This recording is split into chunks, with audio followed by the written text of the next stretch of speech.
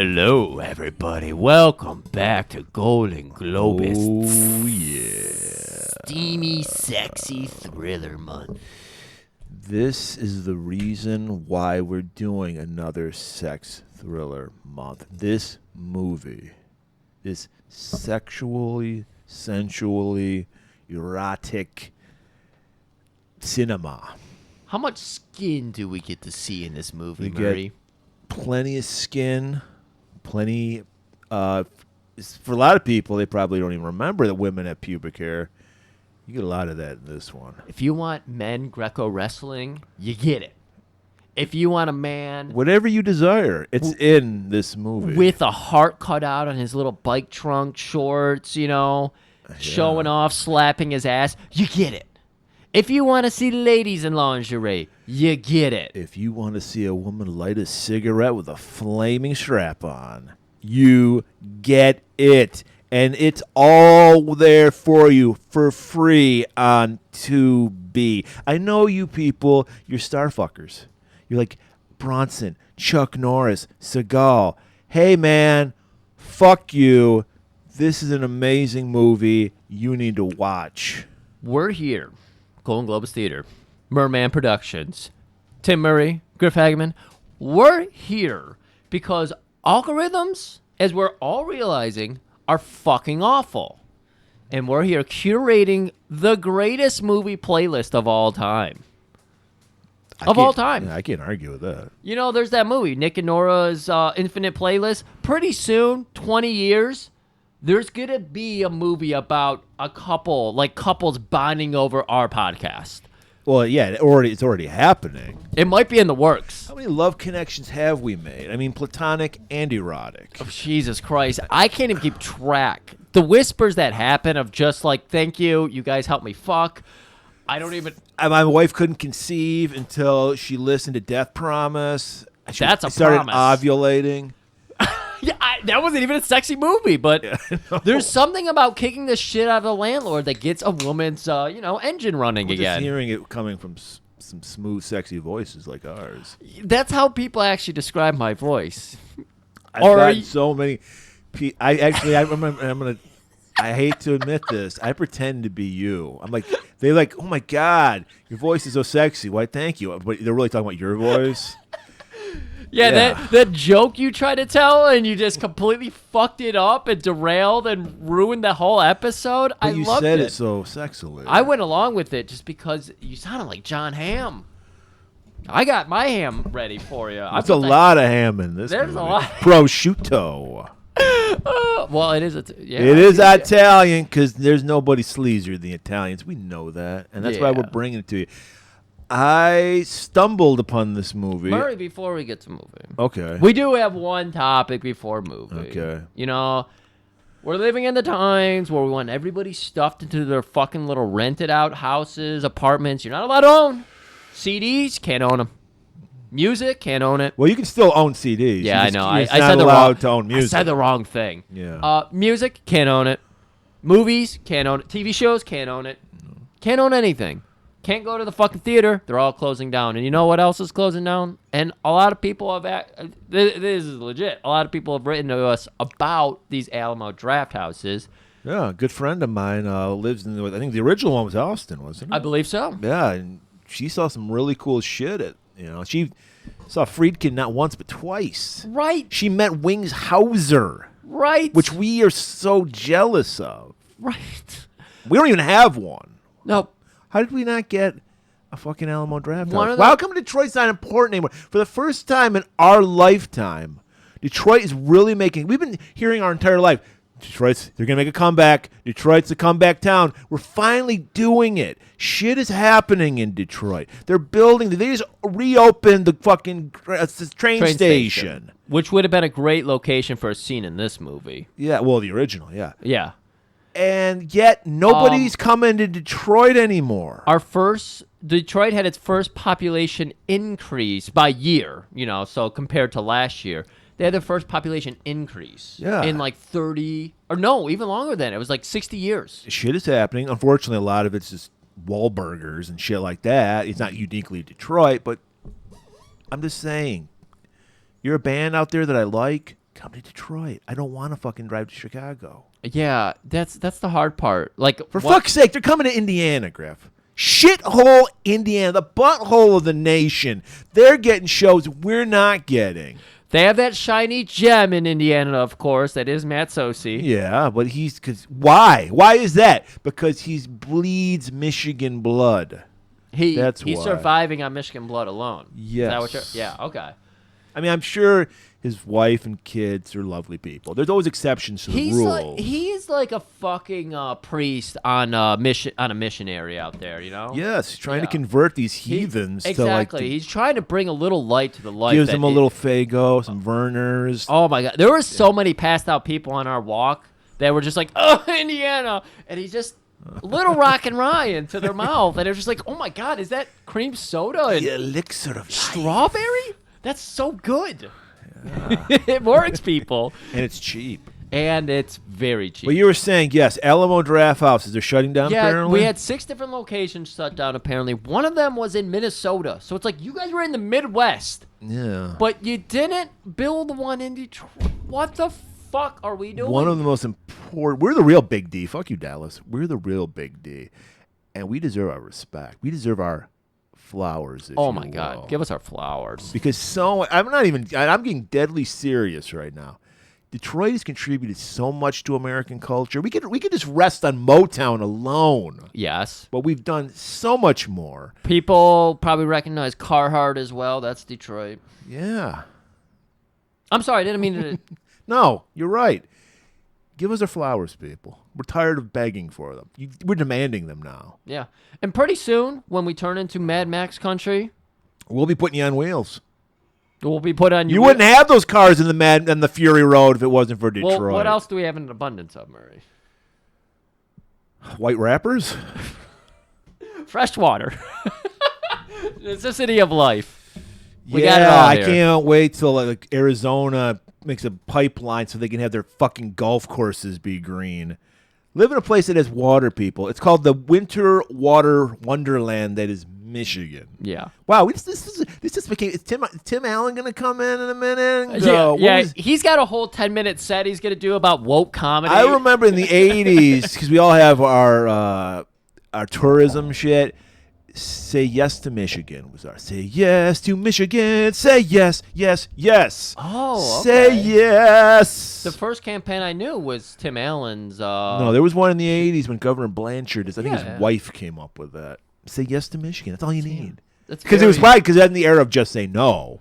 Oh. It was just say yes. So that's pretty clever. To Michigan. Yeah, that's pretty clever. I think in the 80s, you think Nancy Reagan. I think Nancy Reagan has a spot in this movie. People were taken with your goat throat shit about Nancy Reagan. I heard from 2 separate people about that. What about it? They're just, you got it, you understand. Oh yeah, no, I did my research on this one, and I wanted to do a whole thing, and then I was just like, why are we mad? I mean, the Reagans fucking sucked, and that's why we're mad about it. Ronnie Reagan fucking sucks. I hear Ronnie Reagan was shooting blanks. So, Nancy doesn't get any of that blame, though. She was out there. Why are we shaming them?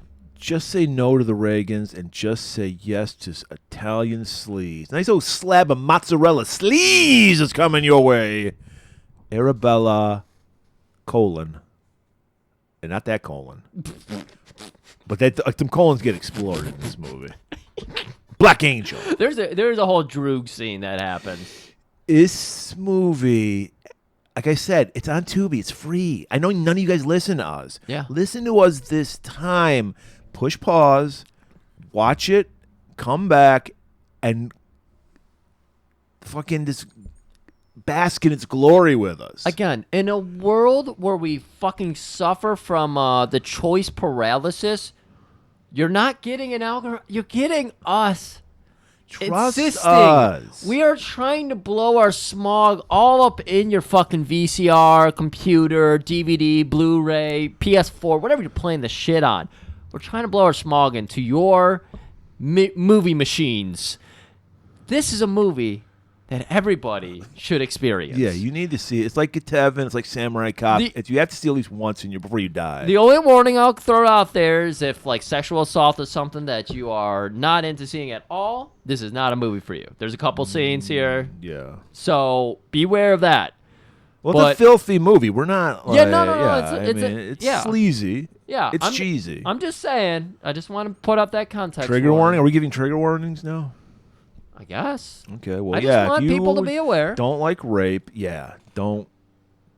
Well, listen to this. Just don't watch the movie if you don't Yeah. like rape. Yeah, because we're not going to break down all that much about it. No. Just, Well, just, we have to talk about it. but just we the won't. hot rape scenes. I'm just saying. I don't know. I mean, like I said, it's a fantasy. I don't want to use the word legitimate but it's a fantasy. Fantasy. We also have to People remember. and it's okay. Two consenting adults can do whatever they want. Yeah, we get into Right. the weird conundrum, where it's we'll Even get, though she's not consenting in this movie, but yeah, it's this is. I mean, it's very. We'll get it. When we get to the scene, we'll get yeah, into it. yeah. I was gonna But, say, yeah. let's not do this in the opening. Yeah. Try to figure this out. Yeah. It's gonna be a rough one to go over. I mean, anyways, but we got crazy. It almost felt like full moon music happening in this movie. It was weird. Euro trash movie. Okay, music. Euro trash. Yeah. We've got fucking Michael Ironside's step. Sex best brother. Sex Michael Backside. So We got so many interesting characters. This is a feast for the eyes as well as the genitals. This movie is crazy. I know. I watched it like 2 years ago. I would put it in the back of my mind. I'm like, we have to do this. We need a reason to do this. Yeah, even the stills you sent me were stuck in my brain. So when I was watching the movie, I was like, "Oh my god, that's right." Yes. You've been talking to me about this movie Like I said, the first 10 minutes alone is just. Look, here's my pitch for this movie. Have you ever watched a Hallmark movie a day when you were sick? You ever wish that it got sexier in this Hallmark movie? Do you ever wish the murder was a little thicker? This is the fucking movie for you. Yeah.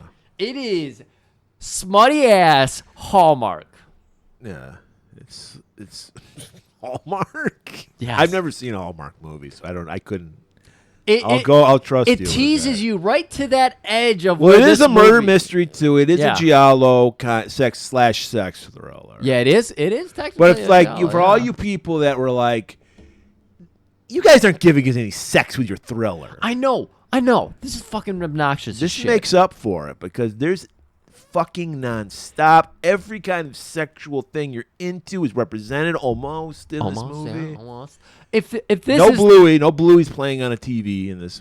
if this is not a sexual thriller, What is? please give us the fucking movie because there is so much thrilling and so much sexing. Like I don't know what a sexual thriller is if not Arabella the Black Angel. Yeah, if you guys give me shit about this, then I'm just gonna shut down Sex Thriller Month. We're just gonna go back to Yeah, we'll our pack it regular in. programming because pack it I don't in. know what to give you. Yeah. if this doesn't get something tingling on You'll have to take your kink gear off. You will have to put it all away for this whole fucking month. We'll just do Disney month. We'll do Disney month. Ugh, I don't know if I can Us. do that. Me and Murray. We'll do Disney. What Disney movie would you do? Fox and the Hound. Get our audience real I fucking actually saw sad. that in the theaters. As Oh, a did kid. you? That was the I- first Disney movie I saw, and I hated it. It might have been mine too. I Yeah. don't know because this is pre-VCR. So I didn't know what I was watching.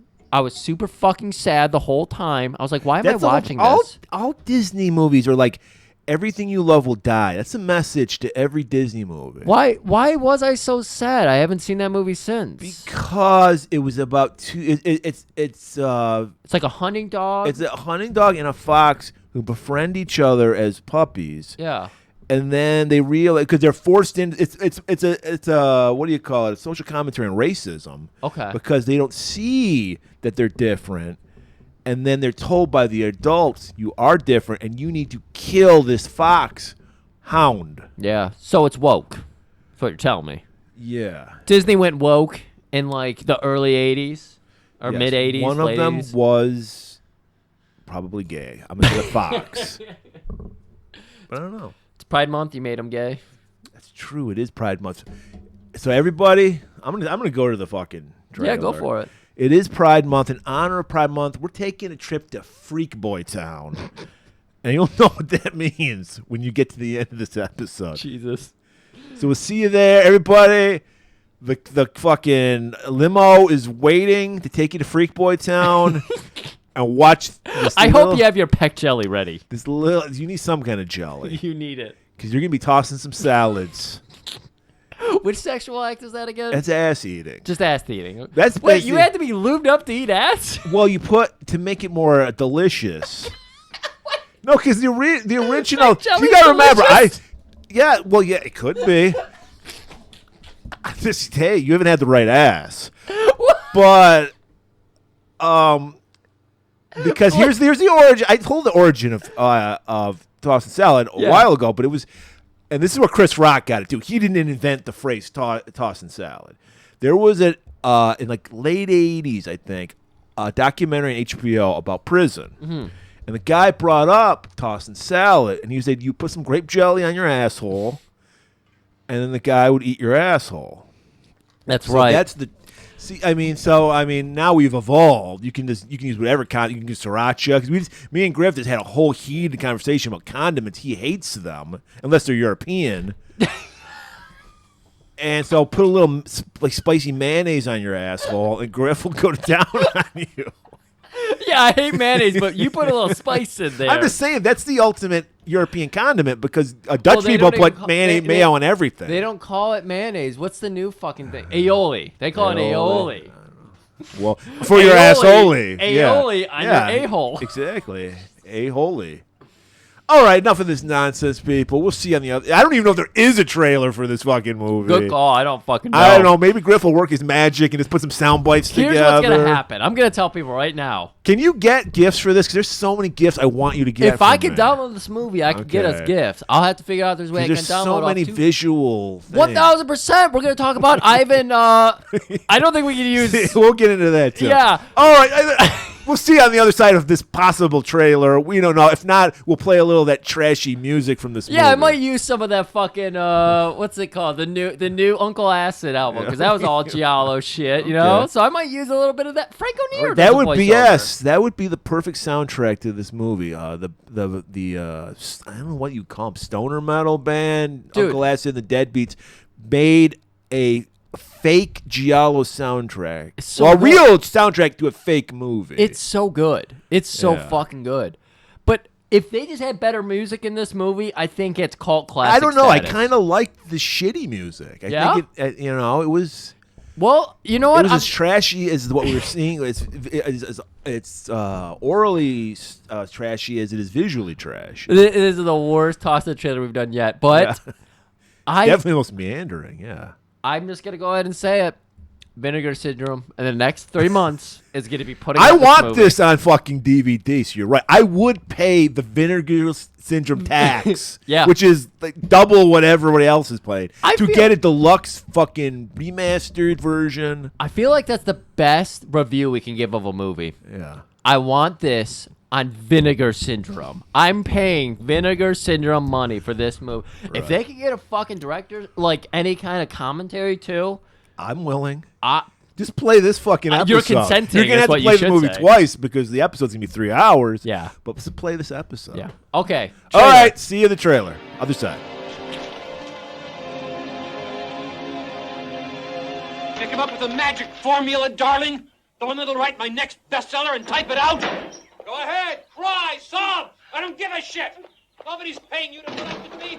I'm an invalid. No, a goddamn cripple. Your husband is a cripple, a loser, and a stinking son of a bitch. Get your ass out of here. What's happening to us? Oh, God. Oh, God.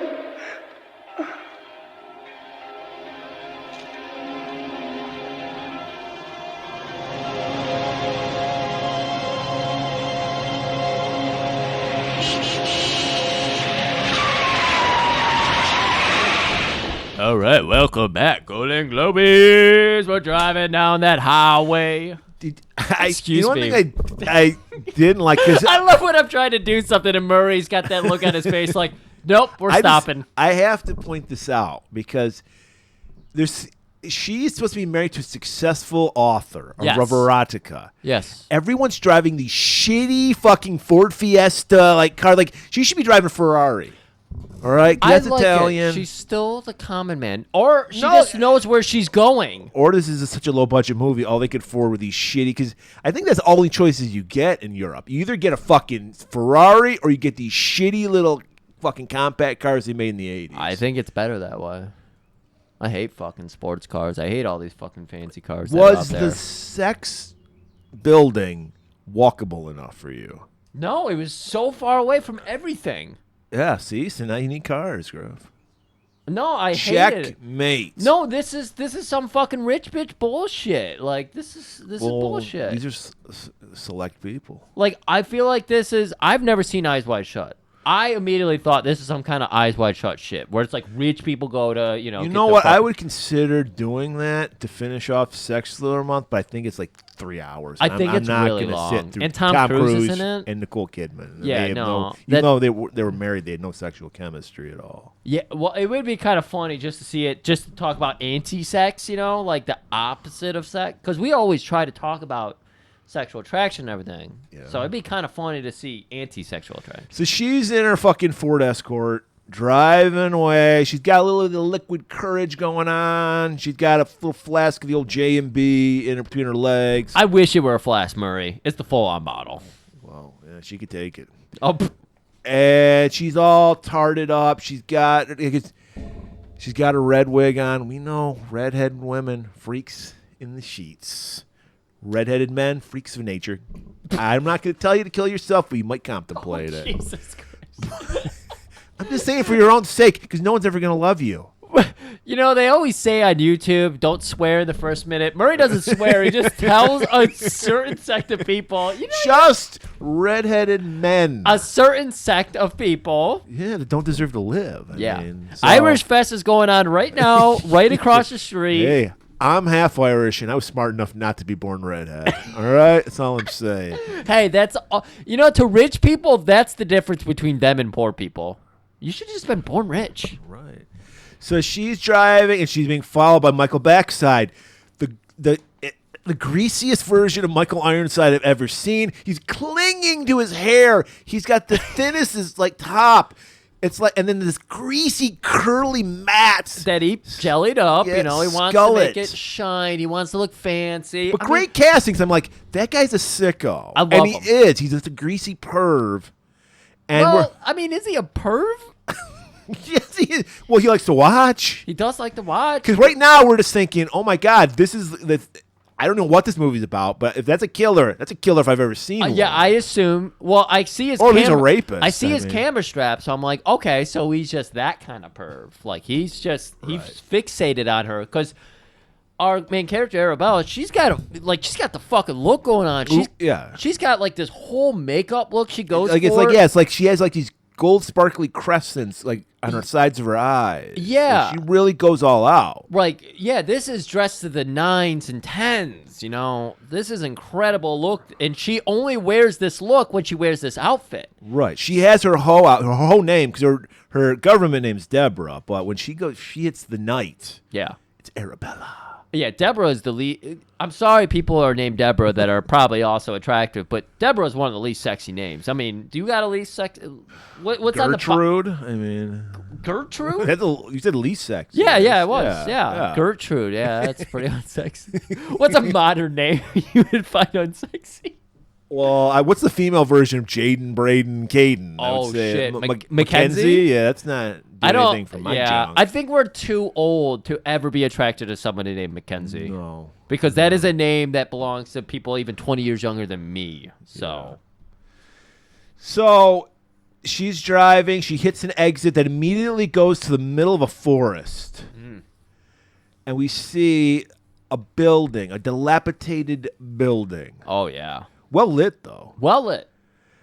And so she gets out. We see our man Michael Backside in the back door watching her. He pulls up, behind a tree or some shit. Gets out. That's right. And then that's where I see the camera. Like, oh, okay. He just wants to take pictures of her. That's right. So she walks up. We're going to talk about the next 5 minutes for an hour. 'Cause there's so much visual things going on.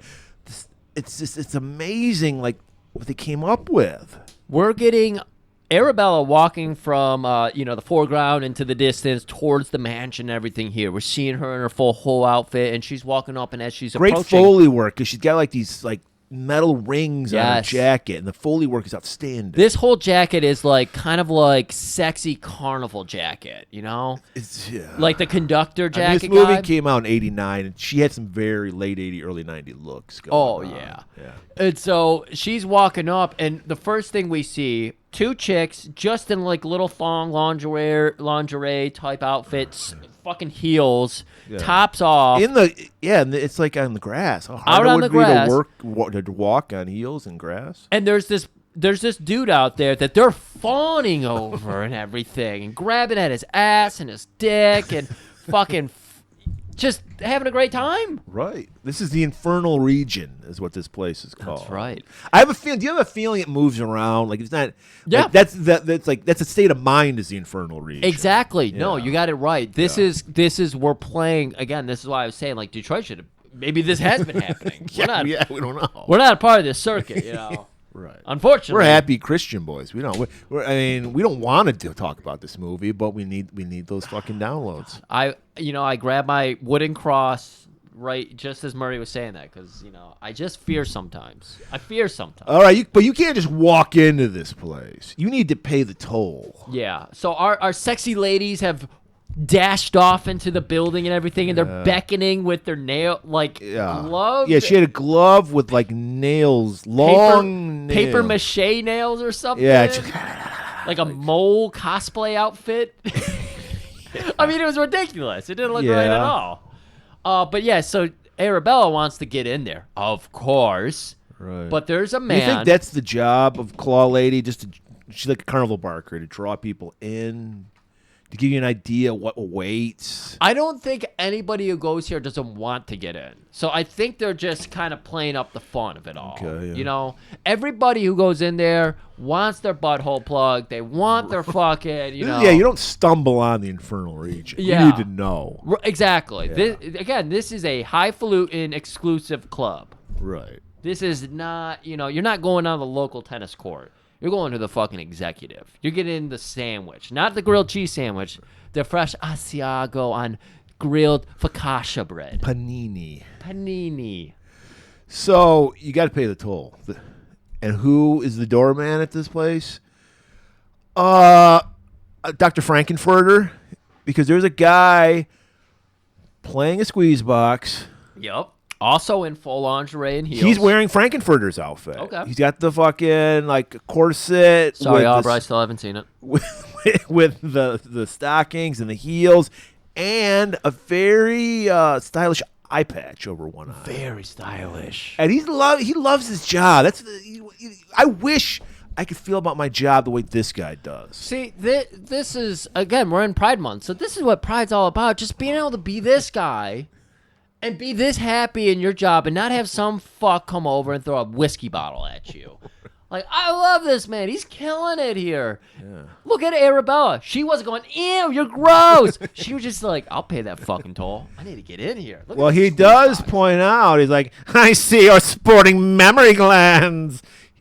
I had to pull out my Paul Lynde voice because I'm guessing he's a gay character. This is just the voice he put on. Yeah. We don't need to assume anything here, Murray. Yes. That's the voice he put on. It went along really well. It was in the same key as the squeeze box. And we all learn all men are perverts. So we're always outnumbered in our perv world. So women, even in this world, get special treatment because he's like, you have your sporting mammary glands. Oh, yeah. So she probably doesn't. She gets it's much like ladies' night. Yeah. She gets reduced. She might even get in for free, but she's like, no, I will pay for my sins. That's right.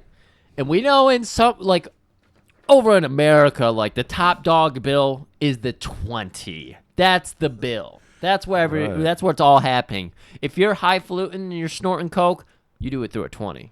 If you're one of those cheapy, cork snorters, you're doing it through a 1.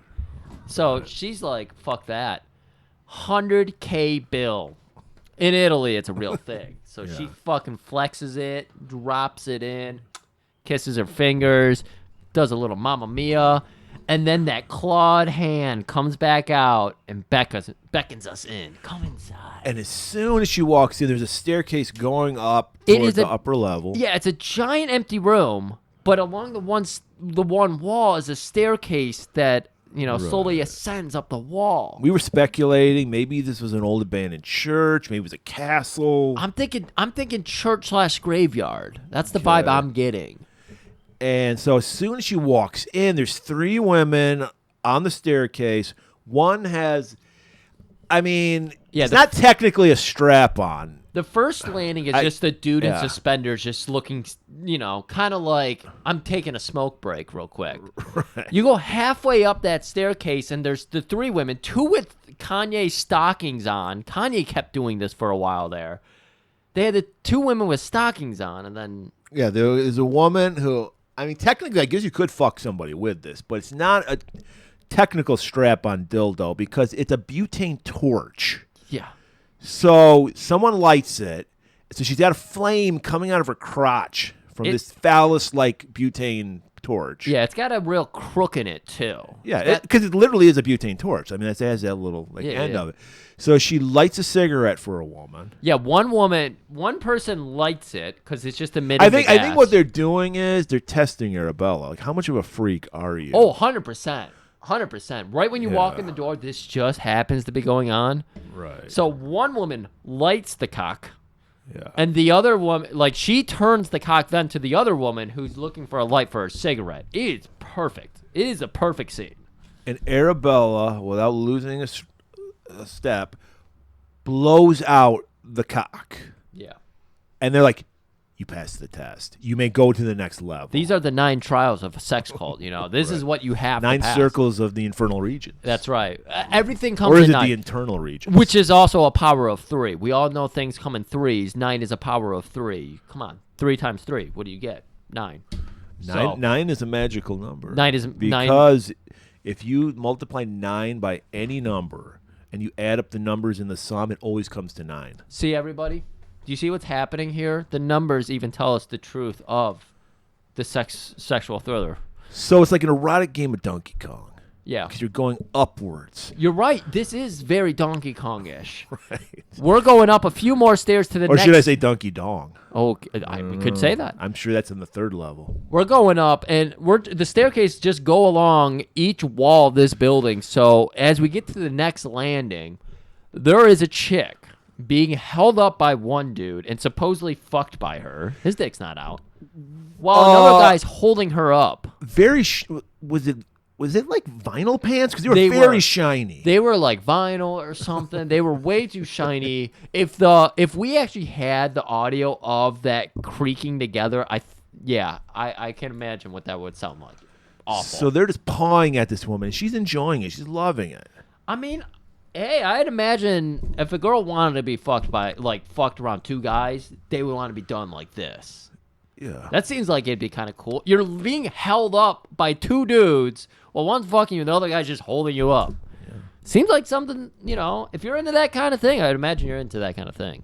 She gets to the 2nd floor, where we see an old hag flicking some nips on a girl. That's what she was doing. See, don't you love this about the Italians? When they're not fucking showing us animal murders, they're showing us some highbrow art. Yeah, I would rather see this than animal exactly. murder. And I'm glad you said. I haven't seen the movie. Sallow, I think it's called. It's like a Nazi exploitation movie. I was getting a vibe of that. There was very much that kind of, because the girls were wearing some women were kind of dressed like men, like they had pants on, and they had suspenders just covering their nipples. Oh yeah, that's a good look. Yeah, and so they're just milling about. The old lady flicking the nips. You could tell she probably was hot back in the day, but she can't give up that life. She just doesn't have a home anymore. She just travels with the circuit here. Right. She just goes along, and they let her go along because she's kind of useful. She's got a wooden spoon. If anybody, the riffraff come in, she chases them away with the ladle. So there's rooms, and so Arabella's looking into each room, what awaits here. She's looking for a particular kink. Looks in one room. We see 2 guys wearing black bikini briefs with chains on them, think- almost like a chain wallet I kind of was just gonna say, situation. think wallet chain, everybody. And There's no room for a wallet. and black boots, just wrestling. They're Greco wrestling. Yeah, Yes. they're doing the traditional way. Finger up the butthole, basically gets the victory type of thing. Also, God damn it, I swear John DeHart was here for some of these scenes because most of them are lit by a live fire. If you watch the silhouette That's work, the most sensual of all lighting. exactly. Fire. And again, guys, thank you Italians for not killing animals in this movie because we get to enjoy your creativity here in shooting a scene and everything. Yeah, And this isn't end. There's more to come, just in this scene. Oh yeah, people. no. And Arabella is the perfect person to be taking us through this all. Beautiful woman in her prime, all this shit. And you know what? She's not flinching at any of it. We saw the weirdest shit on the staircase. Now we're just seeing some gay dudes wrestle. It's like, yeah, that's fucking awesome. Go for it. yeah. And she's got a smile on her face. She's just like, She's in her element. I'm in my element. I'm home around all these people who just Right. In the real world, I'm considered a freak because she's a nymphomaniac, as we learn. Yeah. But in this world, she's come home. Exactly. We can fuck and then just talk about everything else after we're done fucking. There's no emotion, there's not that high extreme emotion. Oh my god, you don't want to fucking marry me because I'm bald or some shit like that. No, it's just get together. They fuck, the old woman flicks some nips. Like, you got it all happening here, Mer. So she looks over at one room. We just get a silhouette. We see a man with a woman with a strap on. Oh yeah, okay. Oh, the silhouette. And we see a silhouette getting fucking railed by this fucking strap on. very droogy kind of scene. Straight out of fucking Clockwork Orange. You got there's one person I thought was out of place here, and it's the old man who's getting the BJ from the woman. Yeah, he had a full suit and tie on with jacket and everything. Well, they're doing the whole schoolgirl role play where Yeah. she's wearing the schoolgirl outfit and she's blowing the dude. Right.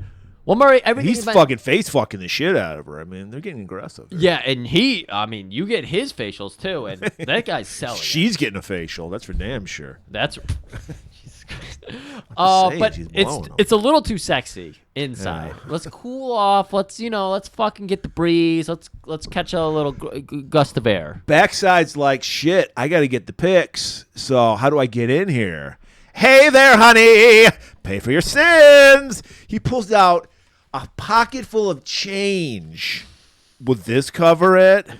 And just like and not even that, he actually counts it out. Like he doesn't just give the handful. Like he's like, I gotta get home, But think about the commentary that's happening right here. Bella takes out the 100K bill. You don't have to count that. It's a 100K bill. And just stuffs it in there. Doesn't even look at it twice. Right. It's just like looking at that hand. That's why she has to drive such a shitty car because she's blowing so much money at the infernal regions. That's right. Yeah. And then he is walking in. He's counting. So his sins, he pays very close attention to. That's what they're trying to tell us, Murray. Think about that. Think about that. You're calling him a skeevy fucking cameraman, but he is very closely He is a aware skeevy fucking of his skeeves. He's like, I know my sins. So he's like, This is very very Italian because the fucking Vatican is in Italy, so and they're very Catholic. So it makes sense they got to pay for their They sins. like even that Pope. even though they're fucking freaks. They're like, God wouldn't like this unless I pay for my sins. yeah. They're the type of people who'll be like, he doesn't want me to get fucked in the pussy before marriage, but the asshole. Right. Full Soaking. on? What was that thing called? You told me about. Oh, you're thinking of soaking? Is that what you're mentioning? I don't remember. Were there any soaking in this scene? So I think soaking was the act where it's like the Mormons do it and they have their friend jump on the bed while they just penetrate their partner and then let the other person provide the motion for them.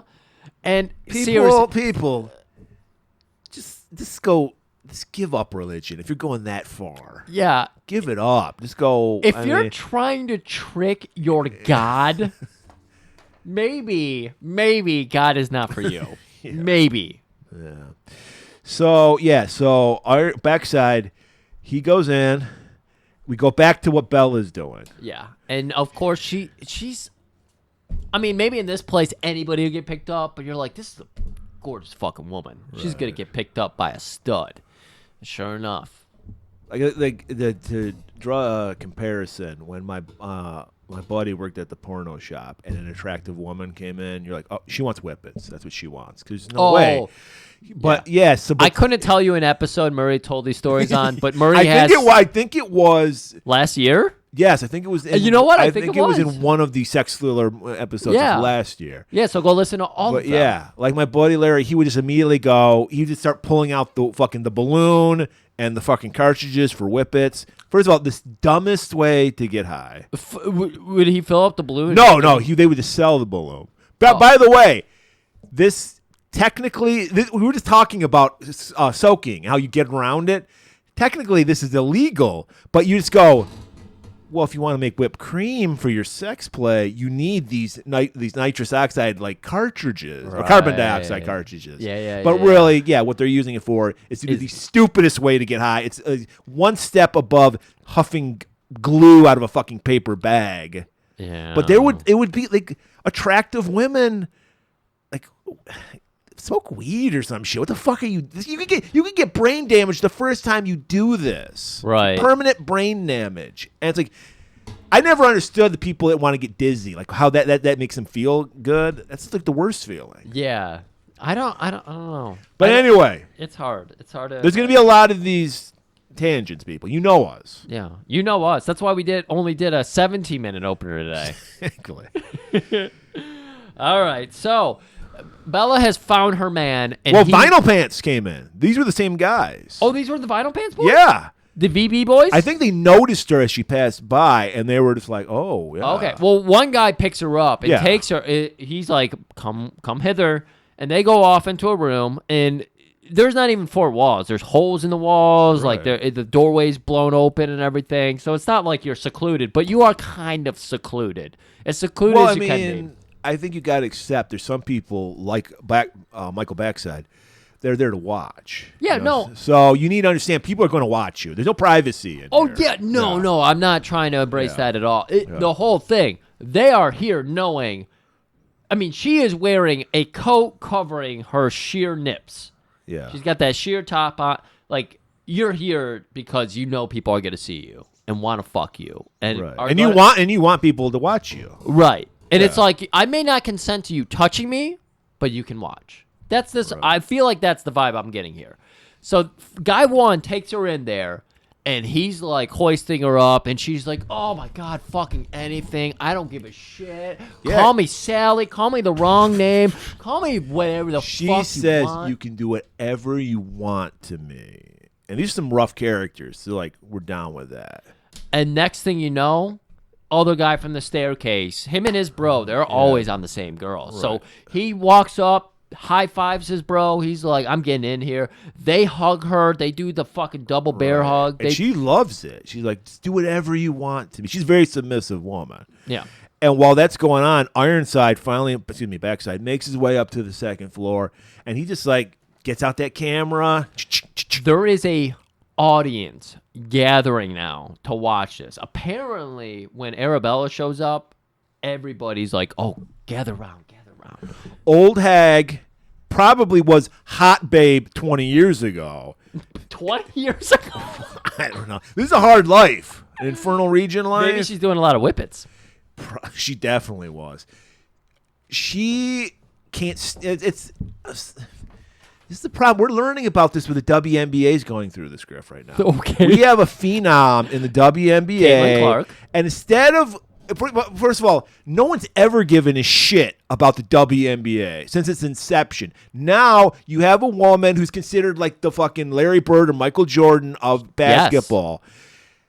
And she's putting attention spotlight. Even I'm kind of interested now. I am too. And what did the other women do? They try to take her out and hurt her. They can't be like, can't look at the big picture and go, wow.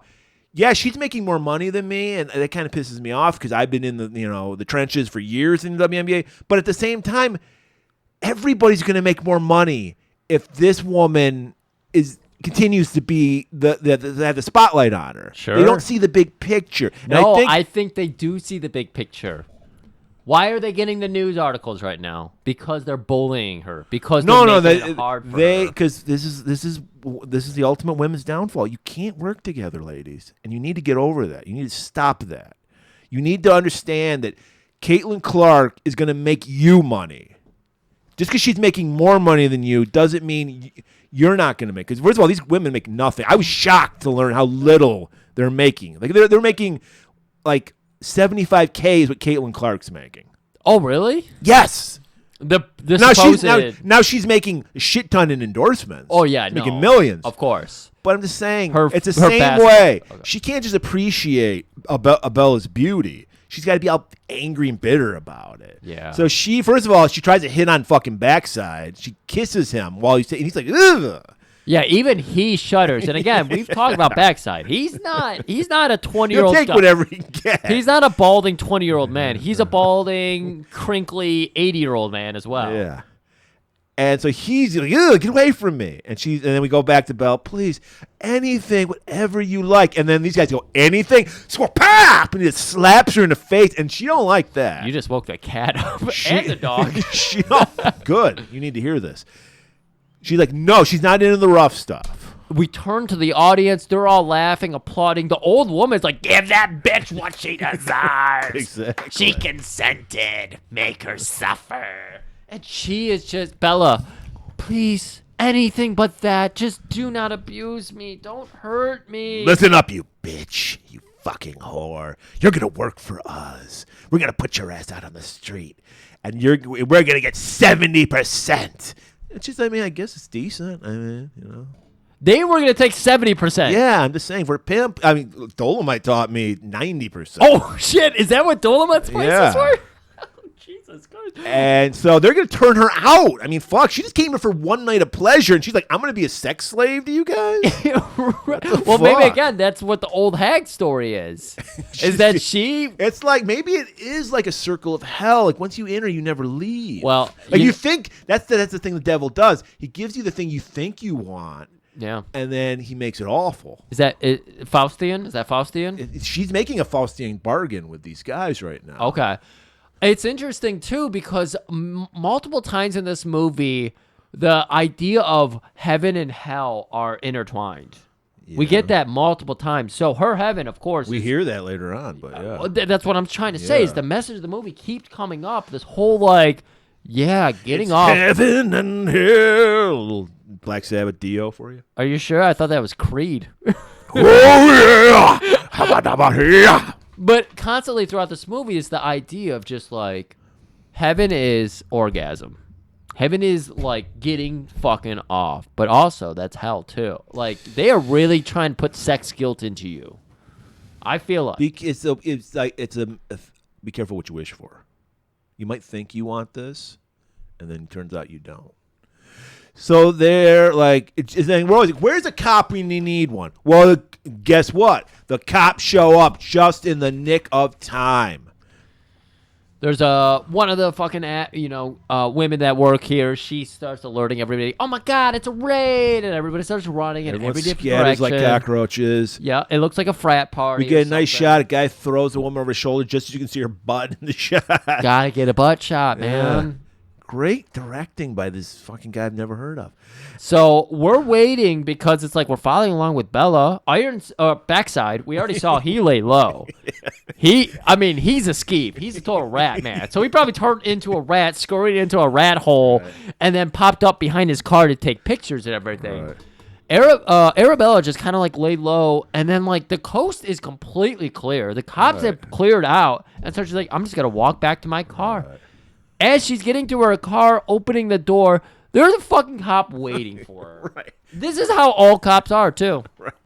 Total ACAB. He's in his best Seinfeld outfit, got the fucking relaxed fit jeans with the white tennis shoes. Yes. And the fucking, I wouldn't say it was, this is 89, so it's not totally baggy, but I didn't think the cut of the leather jacket he's wearing was too billowy for me. He definitely stole this off a guy 3 times his size. Yeah. I agree with this completely. And like, hey, where do you think you're going, you whore? Oh, please.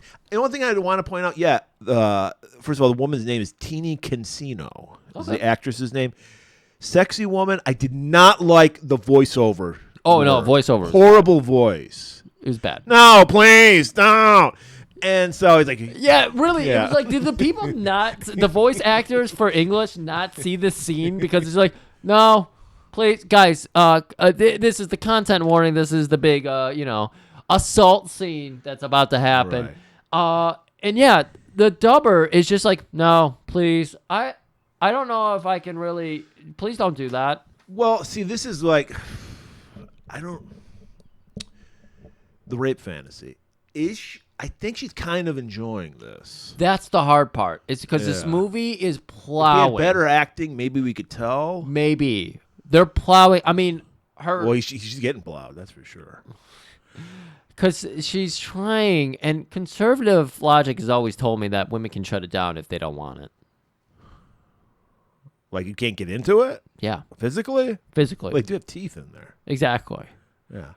And then maybe she does then because he's just like, you fucking sick bitch. I got some medicine for you. And he just unzips his fucking button fly. I don't know how you unzip a button fly, but he does it. And he tells her, don't you know it's illegal to be a whore in this country? Right. So what he's saying is, I'm not going to pay you. Because a whore gets paid. That's the difference. Oh, okay. Slut just likes to fuck. A whore fucks for pay. So fucking Iron Backside's like, slicks back his 2 hairs on his fucking top of his head. Click, click, click, click, click. He's getting it. And then he just, like I said, the cop just undoes his fly. He doesn't even pull his pants off. Right. Tears her panties off, bends her over the fucking Ford Escort. Yep. And goes to town on her. He's telling her, he's like grabbing at her face, telling her to look around at him. It's a fucking. Look at me, you hooker. He handcuffs her behind her back, her hands behind her back too. It's a. So she is up. helpless. It's fucked up. But she, I guess I don't know. Is she, like, she's kind of enjoying it. I don't know. Like, maybe she. It's like, fuck, I'm so horny from all the shit I've seen. I just need to get fucked and get this out of me. Maybe that's it. Maybe she doesn't want to. In a normal situation, this would be horrible. But sometimes, Griff, sometimes you're like, I'm just saying, you got a fucking boner. You're like, I got to fucking blow my load, man. I'm going to go ahead maybe. and just put the thing out there right now. Don't ever assume a woman is a nymphomaniac and No. decide that you can just fuck her right there. No, you should. Never fucking You should do get that. consent, even from an nymphomaniac. Always consent. Yeah. This is such a. I'm not justifying this at all. I want Yes. to put that out there. I want to make. Let's just make that I'm very just clear. saying, like, if we're talking, we're in the. Let's get real. Rape fantasy is a real fantasy, and there's nothing wrong with that. And I'm just saying, maybe this is that scenario. Maybe she always wanted a cop to fuck her. Maybe. Because this is the thing about submissive people. The whole idea is, I want things done to me, but I can't tell. I need someone to just do it to me. You want to be in full disguise while it's happening. So don't you wanna- almost have an out. You're like, well, in my darkest secret mind, I want this, but I do because publicly you're like, I don't want to be considered a whore, but I like the idea of being a whore. especially back in like the late '80s and everything. Yeah, this is a fucking conservative Catholic country, right. Italy. It's gonna be Even though they have like naked women on their TV shows, it's that weird dichotomy where they're tits. like, Yeah, tits all over the place. So I get that it's probably hard to figure out. So like, if some things are being done to me, even though they're things I want, but I don't want to admit I want them, yeah, it's the best of both worlds in a way. yeah. Yeah. So I mean, hey, we cover a lot of problematic shit. This is a problematic fucking thing, but also it's a fucking world where you couldn't easily go out and say, "Here's what I'm fucking into. Here's what I consent to. Let's make it happen." This is also a film of its time in that, like, this is where we get kind of fucked up. In that, this is obviously pre Me Too era, where like guys, especially I'm sure in like Italy, where it is a very macho culture, Yes. they felt justified. Like I bet like if this kind of shit happens, and the guy's like, she's a whore, man. I can do what I want to her. Yeah. And she would almost feel that same way. Like, I brought it on somehow, Yeah, Kinda thing. the guilting of the woman. It's So I'm always not the going to go to the cops because I lured, the way I was dressed and all that shit, There- There's some of that going on. Yeah, Someone did. And that kind of this, I'm a man, I'm entitled to whatever the fuck I want. Someone did a full fucking art piece on that recently, or it's probably been done before, but I just saw like a news story about it where they showed like the women who had been assaulted and raped by men, and they're like, oh yeah, they said it was what I was wearing, and it's the clothes they were wearing at the time, and it was just like fucking casual shit, and it's just like, what the fuck? So again, everybody, not consenting to any of this. No. We're saying We're not justifying any of this. We're just if Arabella was into it, we would hope she would have consented to it. there's a possibility. We don't know. Yeah. That's up to the viewer. So he finishes, and he's like, all right, I'm gonna let you go. He doesn't want to do the paperwork. He's just like, he just undoes her handcuffs and is like, get the fuck out of here. It's a good time to live when DNA evidence isn't really a thing, too, because he fucking splattered her with DNA. He did. And as she goes to her car, she drops her purse. That's right. And she takes off. It makes sense. You're not going to fucking be thinking about a whole lot of other things when you just got... Well, I guess a good fucking could make you forget, or I guess a sexual assault can make you forget this fucking shit, too. There's bigger things on your plate than where's your fucking purse at. Oh, man. Okay, guys, we got to move on. I'm so sorry. All right. We're going back home. We're going to learn about Franco, her husband. Yeah. That's Frank with a C. It's Francesco. Yeah, Frank with a C. Yeah. And... we were talking about the great Foley work on her chain shirt. Yeah. Horrible Foley work here because there's literally typing noises when his hands aren't even on the typewriter. No, he's stirring a drink and you hear typewriter noises. And it's like I'm typing. Click, click, click, click. Hunt and peck, hunt and peck. Yeah. And he's supposed to be a writer, people. He should know how to type. He's got a beautiful turtleneck sweater on with the long hair draped all over. That. I know. He's a boy toy. He's a boy toy. That's all European guys have this hair. It's not long, but it's not short. It's that in between stage that I hate. I hate the most because it's just sloppy looking. But and there's nothing worse when you see like an older guy, like a guy in his like my age with like long styled hair. It's just the word. Get a haircut. Cut over those ears. So we get to see Bella, or Deborah, as we might want to call her, because she's dressed down. She looks like young, sophisticated. She looks like she just tipped off the set of Friends. Yeah, good call. Good call. She's got jeans with like a vest. Vests were really big in the 90s. She's got black hair. Yeah. We're just seeing that for the first time. She's got it braided. She's no longer a whore now. Yeah. She's got it all braided up and everything, and she's coming in. I brought you fresh tea and sandwiches. All she needed were eggs, toast. She needed a sleeve tattoo to complete that rockabilly chick look because she's got the Betty Page bangs going on. And yeah, she's like, I brought you breakfast. It's a bowl of fucking soup. It was so weird. She says, I brought you eggs and toast, and it's a bowl of soup. And you're like...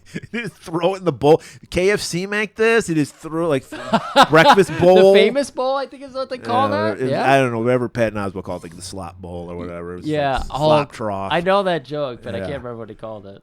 And she's just a nice, attentive wife. You know, we're like, what's going on here?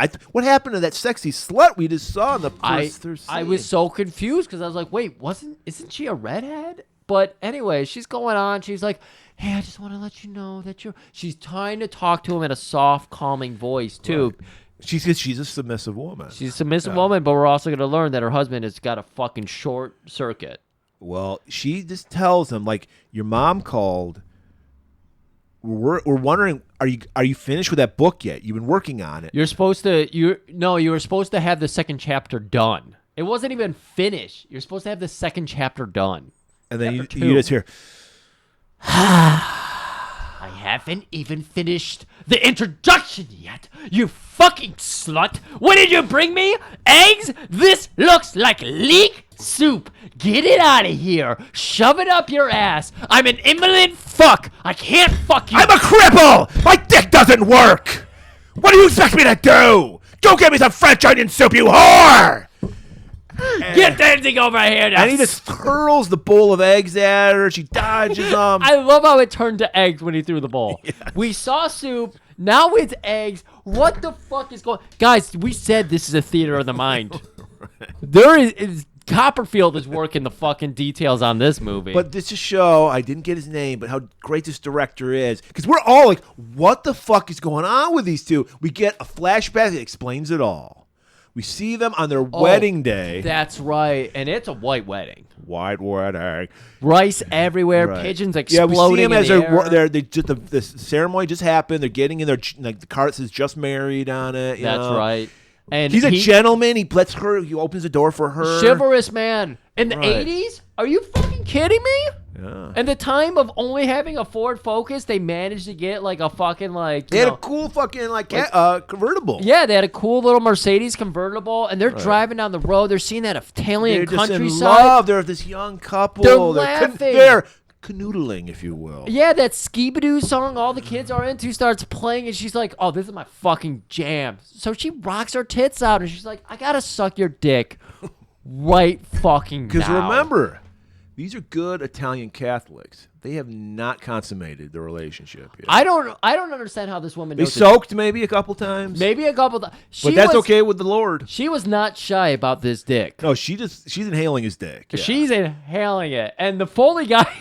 He must have been sucking a dick for this scene. Or they just clipped in some fucking porn scenes because they were like gagging. She was snorkeling that making dick. that It like was intense. weird quacking noise that the What? really fucked up porn does. What is you with know? that quacking noise? Was that in the song? I don't know. Maybe that was in the song. And he is in heaven, hog heaven. His Apparently. hog is getting, What we know is that he is at least 30 years old in the current day. He looks maybe a day younger in the wedding flashback. So maybe 29. Apparently this man has never had his dick looked at by another woman because or maybe she's the throat goat. Maybe he's never felt it. Nancy before. might have taught her a thing or two. Fucking foreigner wrote the song. Feels like the first time. Ooh, that's a good song. And so he just closes his eyes and just drifts off into oncoming traffic. He should be glad his dick didn't get bit off. All right? Because she's occupied. She doesn't see what's going on. That's got to be the most terrifying thing of all, is if you don't understand. I mean, unless he screamed out, but no, it's like they run into something, they crash. Yeah, you're gonna clench down. He is. You bring that up. Yeah, I did. I'm so sorry. This movie. We're not even 2 paragraphs in this fucking movie. We said the first. Whatever. We knew no one was going to listen to this, so fuck. This is for us. Oh yeah, the people who do listen to us though. They're gonna be like, man, I wish I could be on the front porch with you guys. You'd be covered in mulberries right now because my fucking house is leaking mulberries. So we cut back to present day, and we meet Martha, Frank's mother, Bella's mother-in-law. And she sees, like, what's wrong, dear? Because she's crying. Obviously, she just had fucking an omelet thrown at her. Omelet. It went from scrambled eggs to leek soup to an omelet. Yes. God, Copperfield. And she's just like, oh, he's going on about how his dick doesn't work. But that's not, I love him for him, not just his fucking dick. I love Frank as much as I ever loved him. And apparently they have paper thin walls, so Frank is actually like hearing it, and he's just like, wow. And loving it because he's such a, he's a mind game dude. No, You he's a can total tell. fucking narcissist. That's Yeah. why he's got the hair, Murray. Right. He's always flicking it. Oh, always. And then, ding dong. And remember, these are successful people, so they have security. They have a full fucking courtyard for a yard, tall Maybe stone fence. the Ford Escort is her freak car. Dude, that's what I was trying to say, but you're like, Yeah. no. I You didn't cut go- me off. I was didn't- trying to say that. I didn't go that far. You did. You didn't consent. I'm about to throw an omelet at you. Okay. So, yeah, that's probably it. So she sees security camera, familiar face. Well, she doesn't see the face at first. She goes, could you please just turn to the camera, sir? And he turns, hey, it's me from hell. It's a friend out of hell. We need to talk. And she's like, she seems kind of cool about it. She's like, okay, it's like, I have to handle this. She's keeping her cool because Martha's there. Yeah. So she's like, what's going on? No, don't worry about it. It's just a delivery. I'll get a sign for something. I don't want this fucking cretin in our fucking, courtyard, so I'm going to go meet him up front. I'm going to get the package, and I'm going to bring it back. Don't worry about it. Old nosy Martha and Frank go, ooh, what's this? Something must be going on. So they're watching. Yeah, it's hard to tell. The camera does not give us a good perspective of this because it seemed like from the front door, they could not see what was happening. And they go to the front window. So I don't think they saw anything that was going on. It was just Martha. Bella was taking forever. So they live on a compound, so there's a gate. She lets the guy in. It is good old Inspector Seinfeld. Well, she does the fucking little, like, what's the latch thing for the door? She's got that for her giant double swing car door size gate. She sees it's him, and he's like, you better let me in. And she does.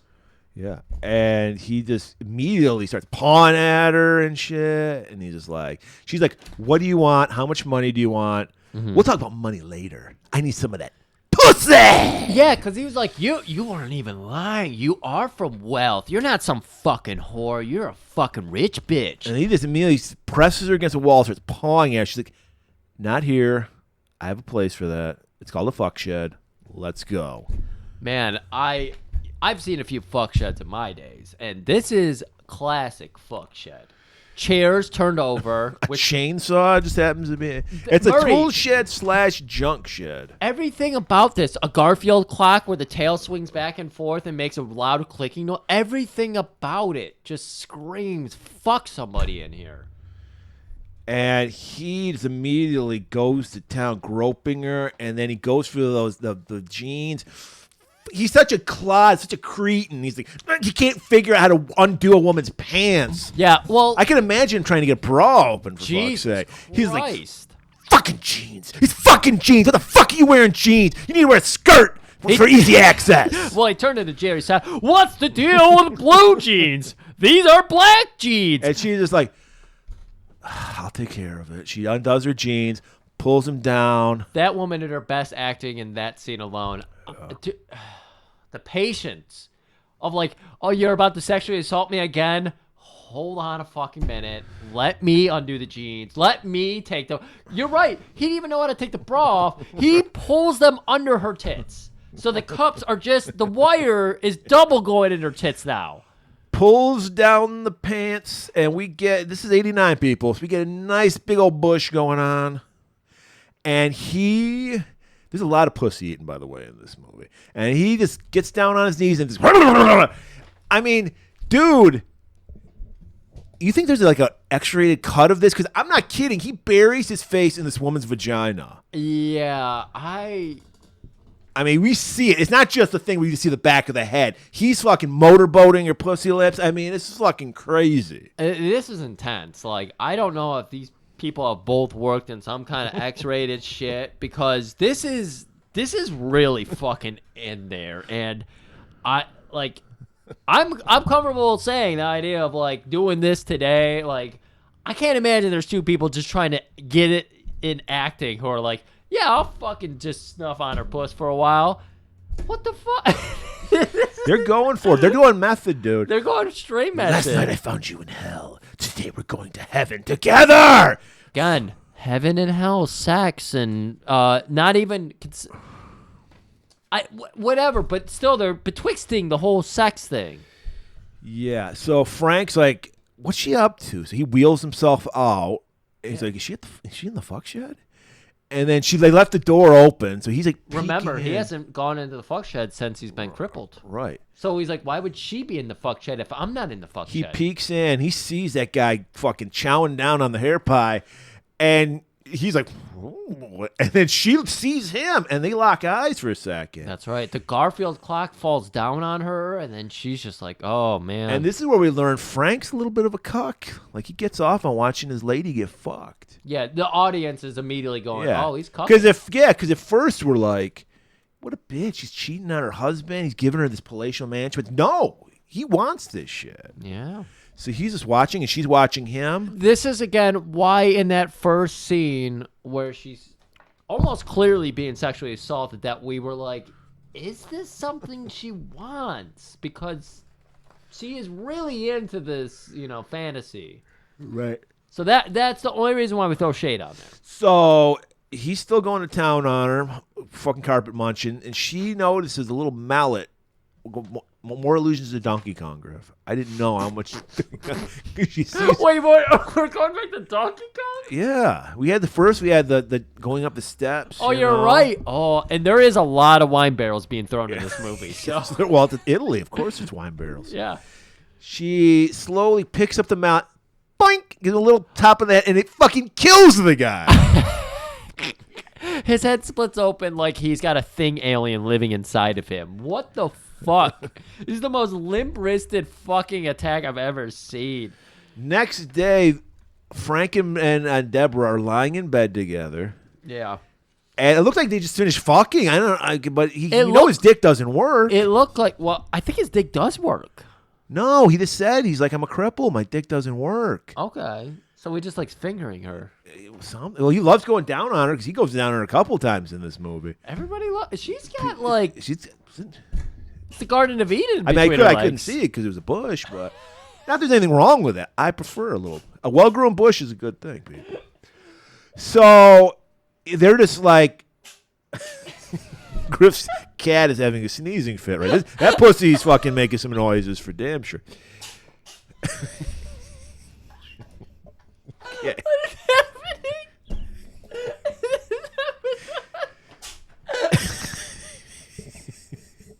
I hope you guys are hearing this. I'm probably not hearing it, but his cat just had a crazy sneezing fit. I think I saw a little bit of noise. So, are you done? No, you're not done. So they're lying in bed, and she confesses her sins to Frank, and she's like, "Yeah, I met him the other night.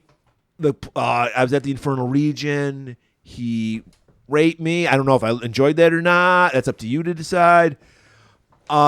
And he's just loving it. He's like, well, tell me more. Tell me more. I know. He is going full grease. Tell me more. Tell me more. Was it in there? And she's just like, but what are we going to do? And we buried him in the backyard. They buried him in the backyard, people. Right. He's a police officer. We killed him and buried him in our backyard.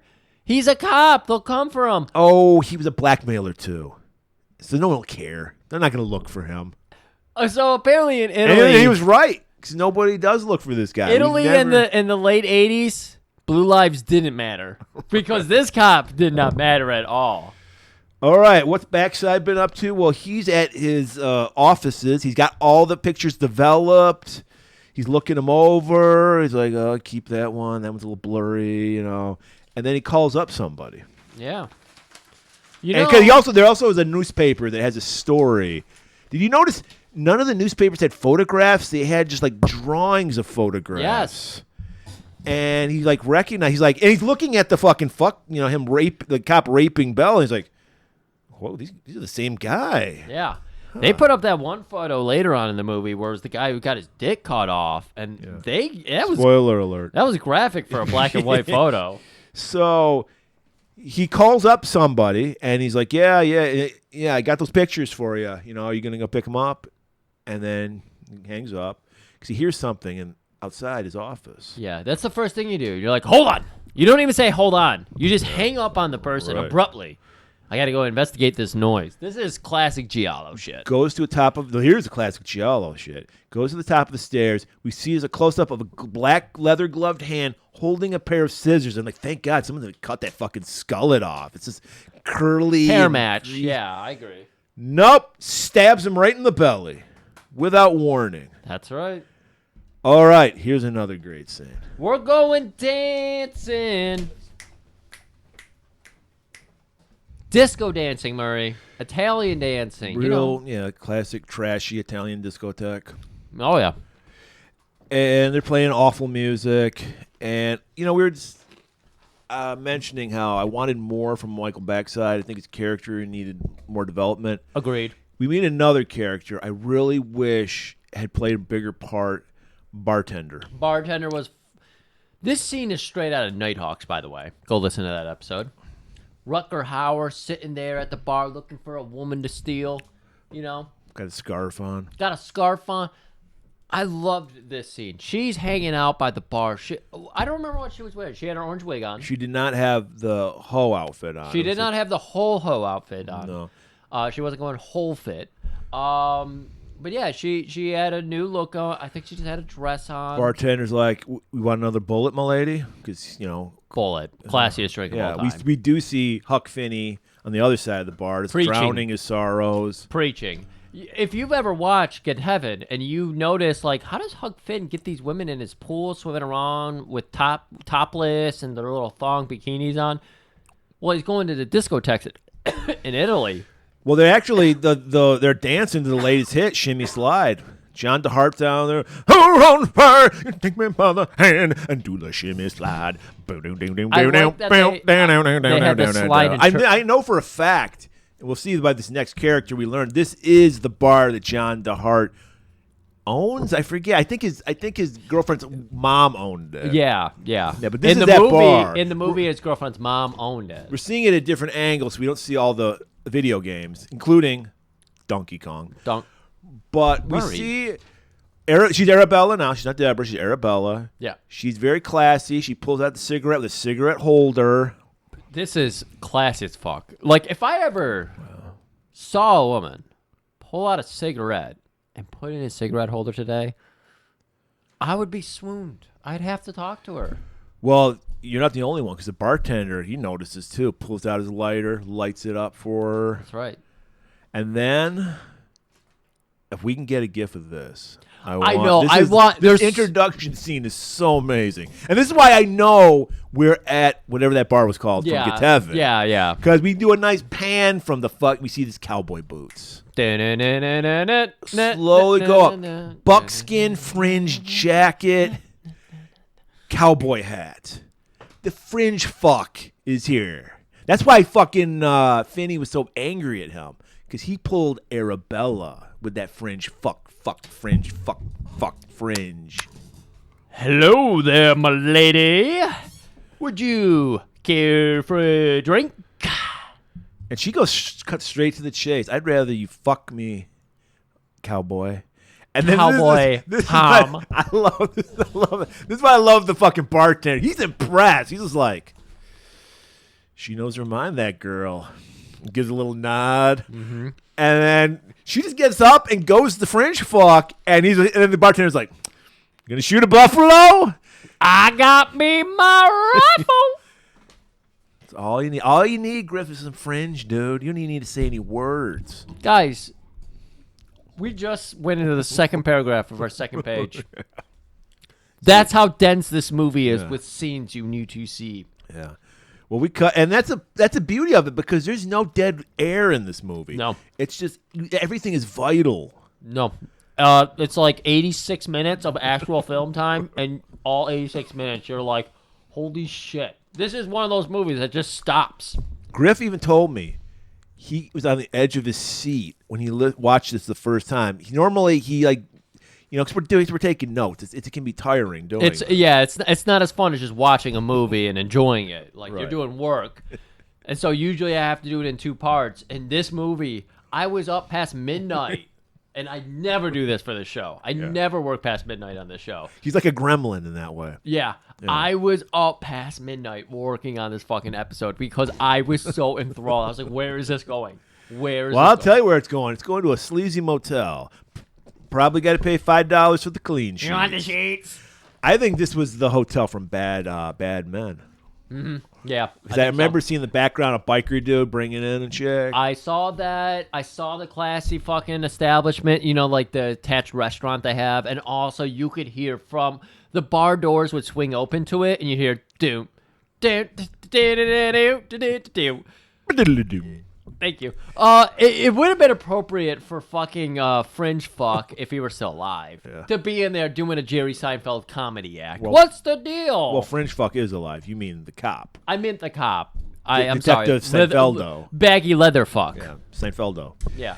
So he's just sitting there watching her. He's naked except for his fringe jacket. He never takes that off. Oh, he's got his boxers on. Everyone's wearing boxers. Yeah. She pulls out a complimentary bottle of champagne because they got the suite. Yeah, and he paid $50 large for that. And he lets her know it. Yeah. He's like, "Show me what I'm paying $50 for, bitch." Yeah. And she just starts pouring a little bit of the bubbly wobbly. She's topless. She's just wearing some sexy undies one thing on. I will say, she is a beautiful woman. I did not like the fake tits. She had fake tits? Those are fake tits. Oh, I mean, really? they were. At least she didn't go crazy with it because they fit her body frame. They weren't giant tits, but they were fake. Yeah, you see, I couldn't tell. Well, you couldn't tell that fucking Chris Hemsworth had a big ass fucking schnozola on his face and Why do you know his nose so well? Because it was so. Why do you not know it? When have you ever seen any like superstar with a gigantic, almost anti-Semitic level nose? Has that been thrown at them yet? Like, is that a anti-Semitic nose? No. Because I even went and looked at the pictures, and I was just like, wait, that's not how Chris Hemsworth. So he's like, hey, give me a little bit of that bubbly wobbly. I'm thirsty. Well, yeah, he wants to see the bubbly wobbly, and Murray, I wish he said it in that tone. Hey there, lady, let me see a little bit of that bubbly wobbly. Because he said it in the fucking dorkiest tone possible. This is the hard part. Well, you know what's not hard? This guy's dick. Yeah, it's because not we hard at see all. his dick Yeah. in this. You can see it through the little slit in his boxer shorts. Like, he is not erect at all. And, Which, like, I mean, I guess. in front of an audience and Yeah. camera and directors, like, telling you, like, you're eroticized by this. And judging by the size, he would not get a job in porn. But I guess so. But also, here's the thing. Anytime you're trying to be sexy, it's going to be cringe, everybody. It's going to be cringe to everybody else. Well, especially when you're wearing a buckskin fringe jacket, cowboy boots, cowboy hat, and nothing else. That's right. Boxer shorts, Murray. Well, We've already yeah. addressed the boxer shorts, yeah. And so we get. I'm not even. But no, Mattingly. No, we don't need the Swedes scale. This isn't a very hot Sorry, scene. Mattingly. Yeah, no, It's necessary for the plot, but it's not very hot. We're getting a voyeuristic thing where we're seeing through the eyes of the killer. Yes. Through the window. Through the blinds, you're getting Watching. the blinds. Yeah, you're looking through. This hotel, by the way, paid out for the fucking cedar plank blinds. Like, they went big time. Yeah, this of looks course. kind of shitty. He but paid $50 for this. In 87, 89? Yeah. That might as well be $3,000 today. It's $3,702. $3,000,702. And I actually converted from lira to dollars. And that now they don't even use lira, do they? Aren't No, they on they're the EU? euro. Yeah. So they finish up. They do a little post-coital cuddle. This is incredible. I thought there was going to be a murder during the coitus. No. And so they're just fucking with you as the audience because we expect it to happen. No pun intended. Yeah. I was expecting it to happen while the guy was on top of her doing missionary, the classic, because he was like, They are Catholic. I've got a really creative sex act for you. It's called missionary. You may not have heard of it. But yeah, instead it's when they're cuddling and everything, they get the knock at the door. I thought she left. She did. Okay. So And I didn't even realize she's got her fill. She's ready to go, So she leaves. He gets a knock because he stayed because you get continental breakfast delivered to you too. Mm-hmm. He's like, I paid $50. $50. I might as well get. Yeah. Well, he heard about the fucking sausage and gravy they have and the here. leek soup. And oh my god. So he opens the door. Is that my leek? Ah! He gets Wait, stabbed. you're getting it at night? Yes. Sir, you know what, Murray? It is very true.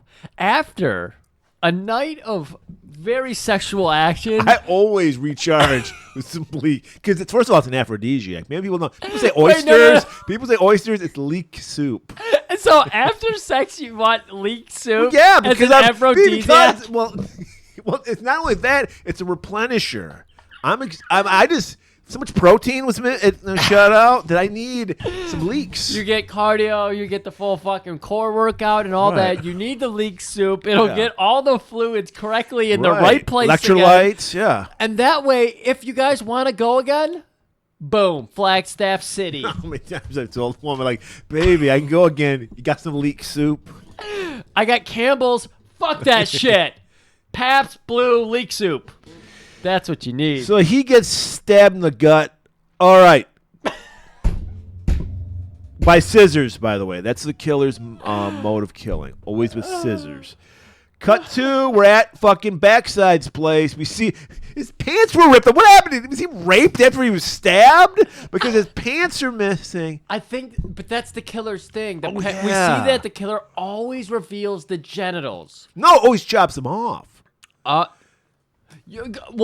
Does some fucked up mutilation with the genitals. Well, he cuts the cock and balls off. Well, we know that they cut the cock and balls off here. Right. But, yeah, they always fuck with the genitals. Because I don't know if we saw it in the first scissor scene. He stabs Backside in the stomach in the first scene. Okay, that's why yeah. I was. You know what? It has to be because I was wondering Backside's why. so Why? disgusting. Because he gets stabbed with his pants on, and then Yep. his body's felt the pants are off. Yeah. So the killer has to take his trophy. Yeah. Which is cock and balls. So, killer is probably a predator, is what we're learning. Yeah. Well, is a serial killer. They need their trophy so they can remember the kill. Okay. So yeah. So the cop. First of all, you're not going to recognize this guy, but people who watch a lot of movies will remember Eric Bogosian. It's a fat version of him, basically. Is Inspector Barlow. And that's Barlow. Okay. Yeah, and he's just like, oh, another fucking dickless fucking body. What are we gonna do about this? Yeah. Got a donut, and then we cut back to We're at home. We're seeing that Martha, who's been living in with her 30-year-old son, who's also a novelist, in a wheelchair with. Well, a no, super she's hot not wife. living with him. She has her own apartment. We learn that later. Oh, we do? Yeah. Oh, okay. I missed out on that. She's just visiting again. She's taking care of her little baby boy because he is an baby invalid. boy. Yeah. She's making tea and butter cookies. Which the pan she brings out in this opening scene, it was fish sticks. It was not butter cookies. It was fish sticks. They were drenched in butter. They were drenched in butter. Yeah. We cut to the office. Click, click, click, click, click. He's just speeding through. The pages are flying off there. What the fuck happened? When did inspiration strike him? Has he been doing cocaine again? Has he been doing it off his boner? What's going on here? And he's like, and then the fringe fuck. And she's like, hey, I was Frank. going to... Arabella is reading this. And she's like, hey, I thought you were going to change some of the details. This is verbatim what I told you last night happened. Because this is literally the scene we just watched. He has written it down, described it to a T, and then he said, I better get my $50 worth or I'm not a fringe fuck. And he's just like, don't worry about it, baby. This is some good shit. I can't leave this out. And then mom walks in with the fucking fish sticks. Yeah, which he addresses as butter cookies and it wasn't chamomile. I forget what kind of tea it was. It was leek tea. It's a lot of leaks, a lot of leakage going on in this movie. And she's like, hey, is that something I can read? We want to point out, all right, he is known as a writer of erotica. He wrote the biggest selling erotic book in the history of Italy. He's all over TikTok, by the way. Right. Like half the trends are him. So it's like, is your mom reading the smut that you're writing? Hey, mom, look at this penthouse forum I wrote. Yeah. And he's dismissing it. He's pulling the pages away from her like, Mom, I do not want you reading this. Stop gnawing on that because there's giant leek leaves just sitting in the tea. So she's gnawing, not on the grassy part, the root part. She's just chopping down. Hey there, mister. I mean, this is an important clue. You got to pay attention to what we're saying right now. We're Columboing it. This for will you. come into play later. Yeah. I've had not one, but two husbands, and I had a child by both men. So I've gotten around. I've had sex with at least two people. Your mom's pretty cool. Her pussy used to grip plenty of penis back in the day. I have been cream pied by all the guys.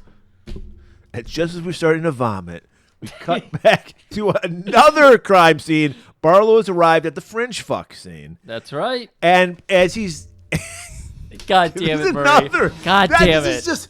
God, this movie's so genius. It just peppers us with I shit know. that isn't necessary, but adds so much to the I know, to the film. like this scene, modernly, this would be a CSI scene that you completely forget about. It's 5 minutes of TV that didn't need to happen.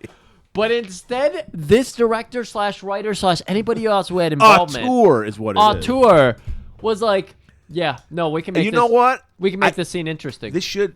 You know, I was saying how I only reason we're doing another erotic thriller month is to get this movie.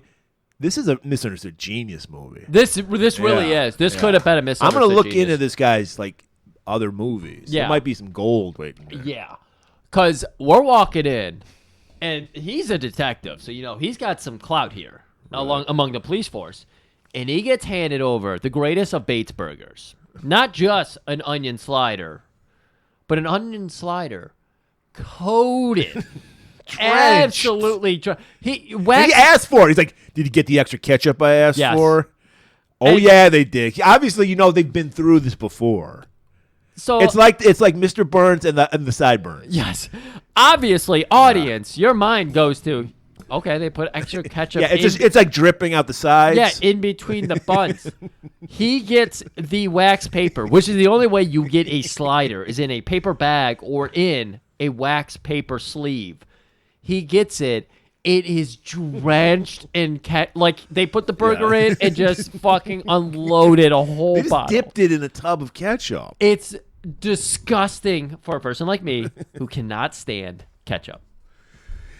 And so, like, obviously this is supposed to be the thing. Like, these guys, they see the most gruesome scenes and nothing phases them. So it's supposed to, like, you think, well, it's a bloody sandwich. All your stomach, And this is where we get to learn about a new character, which Murray has appropriately gone and actually added her name. Yes. Because literally she has a name in passing like one time in this movie. And it's in this scene. No, they say it many times. They do it? Yeah. And I know they say it in this scene. I've heard it a couple times in the movie, that's for sure.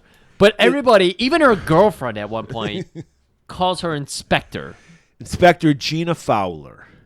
And you can tell she doesn't take any shit because she's got the short hair, the glasses, the business suit, sexy business suit. Oh, the no, short skirt. She is Italian after all. For a woman in her late 30s, she's fucking slaying it out here. So we hear the splurt of that fucking ketchup sandwich. Okay, guys, we're in Italy right now. So it's either hardwood or white carpet. And it's white carpet. Ketchup is everywhere. And so she walks in and she's just like, are you fucking... Barlow, are you fucking kidding me? Yeah, they cut off the man's schlong. I mean wiener. I mean dick. I mean cock. I mean penis. And don't forget about his junk bag. I mean his dildo bag. I mean his testicles. I mean his testicle. He cut one? He did break it down to a singular. I was like, wait, they just cut one testicle? They left the other? And as we're saying that, we see French fuck sprawled out naked on a bed. Zoom in on the mangled place where his dick used to be. Mm-hmm. And he just bites into another. The transition between the zoom in on his what was dick. up with him dabbing the sandwich on the fucking wound and then biting into it? I feel it's like you have enough ketchup to begin with. I feel like it's a Chew situation. You remember that comic book Chew? Yeah. Where he's a cybopath or whatever they called him? And he could tell a crime by licking, any part of the crime. I think that's what was happening here. This is the this movie influence inspired Chew. Chew, which is a pretty good comic book, everybody, if you want to try it out. And she is disgusted with this fucking slob, so she goes to the bathroom, just like put some water on her face, wash her hands. But as she starts the faucet, blood just starts pouring out of the faucet. And she's freaking out in there, and we cut back out to Bowler. What was his name? Barlow. And he's just like, even these women, I love that we live in an age where a woman can be my boss. But I gotta tell you, there's still women at the end of the day. They need a little bit of dick, and they need a little bit more of the housekeeping. These broads. She sees the blood, freaks out, looks back again, and it's clear water. She's hallucinating. We see that she must have some kind of trauma going on with her. All right, we cut back to Bella and Frank. Like we alluded to, there's a nice drawing of a dickless body, dude, on the front page. On the front page of Le Republica. And she's like, "Oh my God, they'll think it's me." Yeah, I was there. If I were there another 10 minutes, that could have been me too. And Frank's like, there, baby. But did you do it? How could you think I would do that? Oh, right, you didn't do it. You there's no way you could do that. You got these dainty little hands. Look at that. I don't even want to leave the house. There's a killer out there. Whoa, baby. I'm writing fucking Shakespeare here thanks to your sexcapades. You're going back out on the streets. Think about this word I just made up. Luminiferous. Think about that word. What does that mean? It's in my book. People are going to talk about it for years. How about this? Maybe I just give you a gun And you can still do your freaky shit? Yeah, you could go out and fuck everybody you want. Tell me about it. Take pictures of it. Draw sketches, art. I want fucking paper mache outlines of this man's dick. The next dick you fuck. Cut 2, Fowler. It's a very different Fowler than we're used to. She gets out of a cab wearing, Well, her tits are already out. well, yeah, she's wearing a gossamer. That's a word of the day calendar word. Guys, everybody, listen. Gossamer. Hold on. Let me Gown. set this up for you. Everybody, we want our audience to be educated and learn something new in every episode. So we've adopted a word of the day, a noun this week. And Murray, what's our noun? What's our verb? Or what's our word of the day? Our adjective is, Our adjective? Oh, excuse me. the password is gossamer. Because she's wearing the sheerest of dresses. Like you said, I don't know why she has her tits out, because you can see she's not wearing any underwear. So you see her bush, you see her tits, but she has her tits out of the dress. Yeah. Because it's a long dress. And then she just has gossamer, like fabric just wrapped around her. And when she walks out of this cab, which is lit by a giant spotlight in this dark forest, so you're immediately thinking of the Infidelity Palace or whatever it was called. Infernal regions. You're thinking that. She's walking out. All of her fucking, Gossamer is blowing in the breeze, and she throws like a little fucking fabric over her tits, so that's blowing in the breeze, and you're seeing through everything. It's a beautiful shot. She calls out, "I know you're there. No more killing."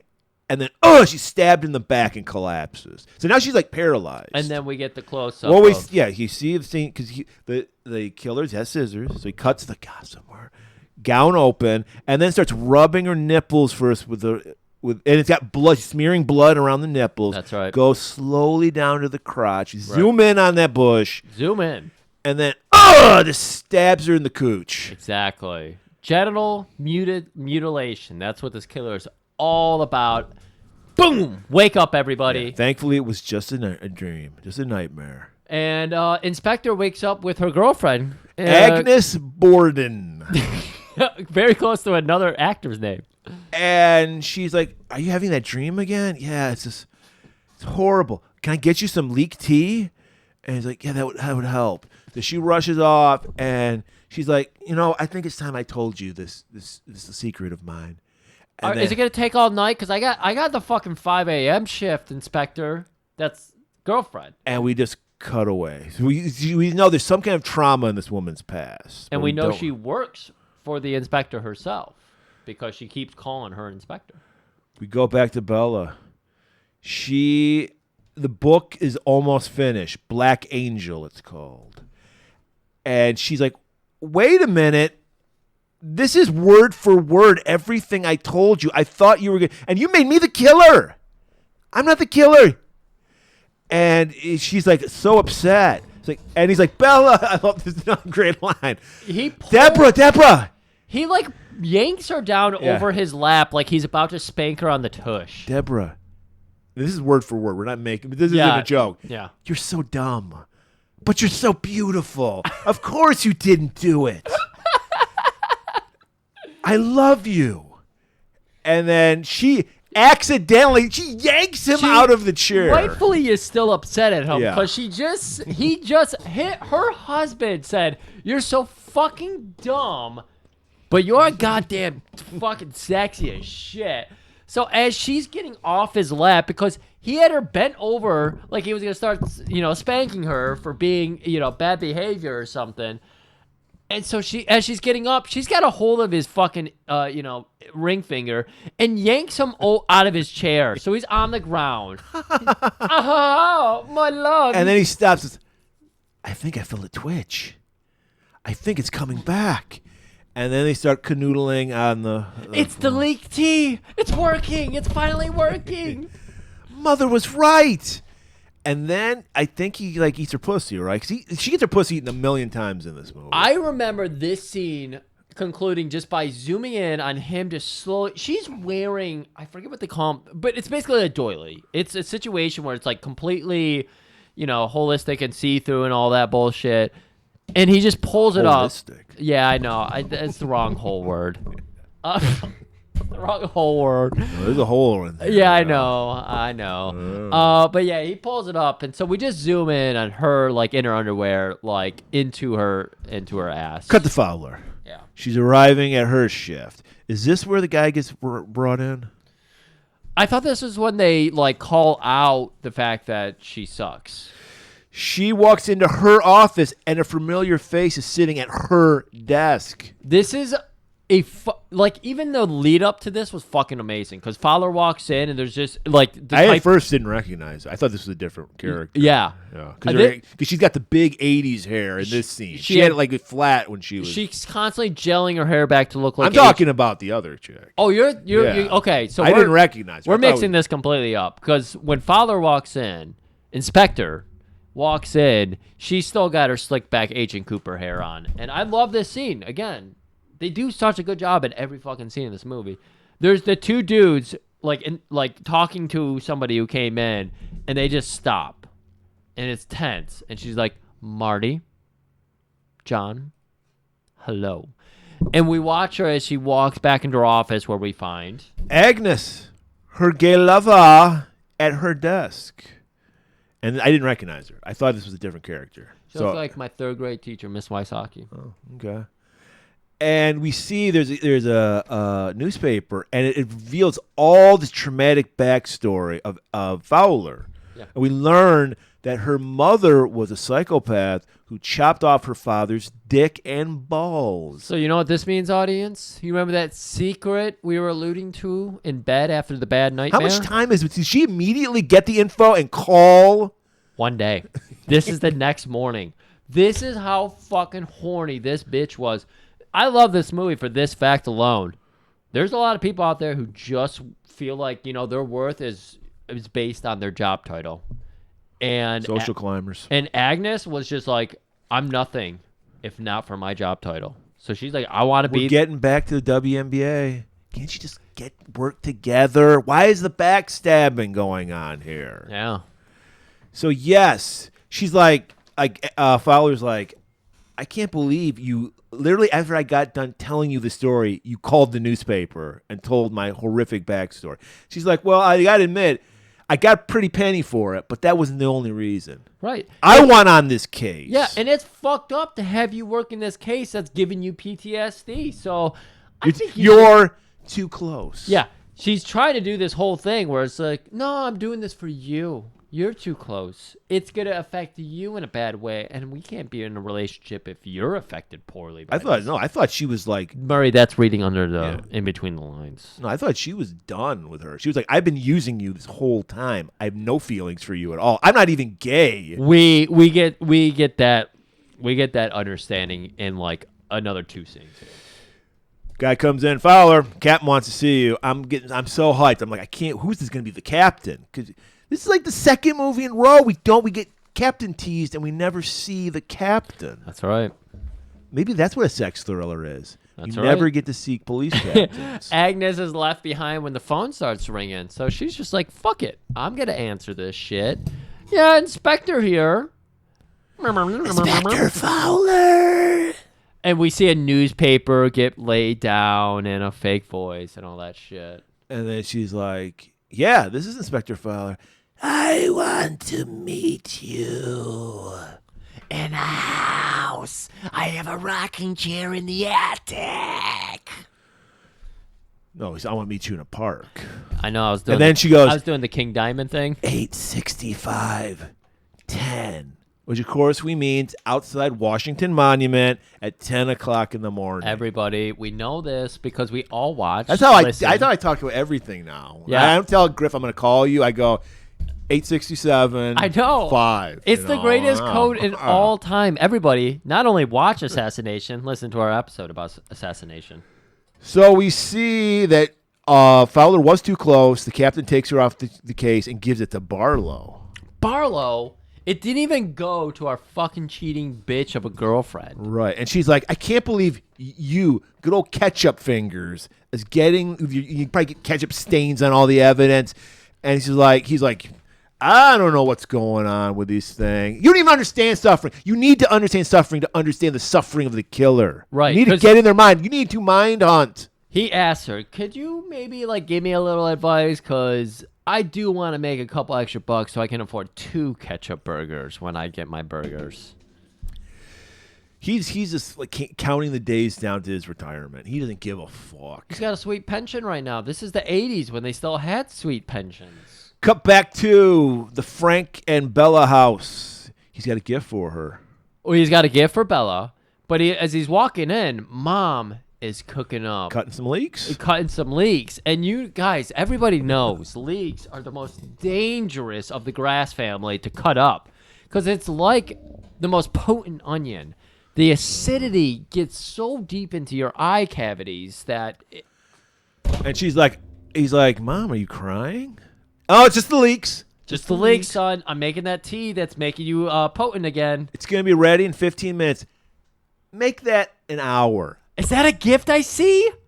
I got to fuck my wife. Is that a little tweet? Who's that tweet for? Oh my God, my baby boy's dick works again. I'll be in there in an hour. Cut to the room, the bedroom.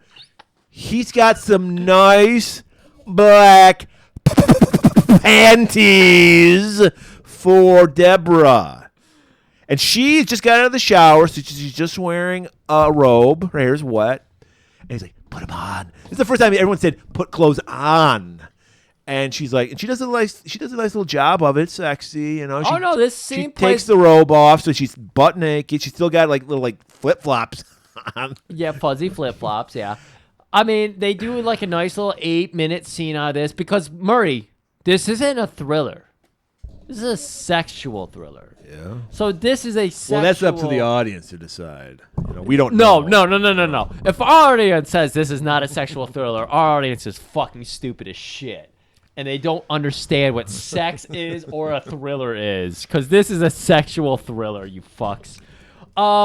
So, yeah, he's good. He hasn't gotten a gift in so long. And especially a gift like this because he's omnipotent. He's omnipotent? What's the word I'm going for? Impotent? Impotent. Yeah. They're so close.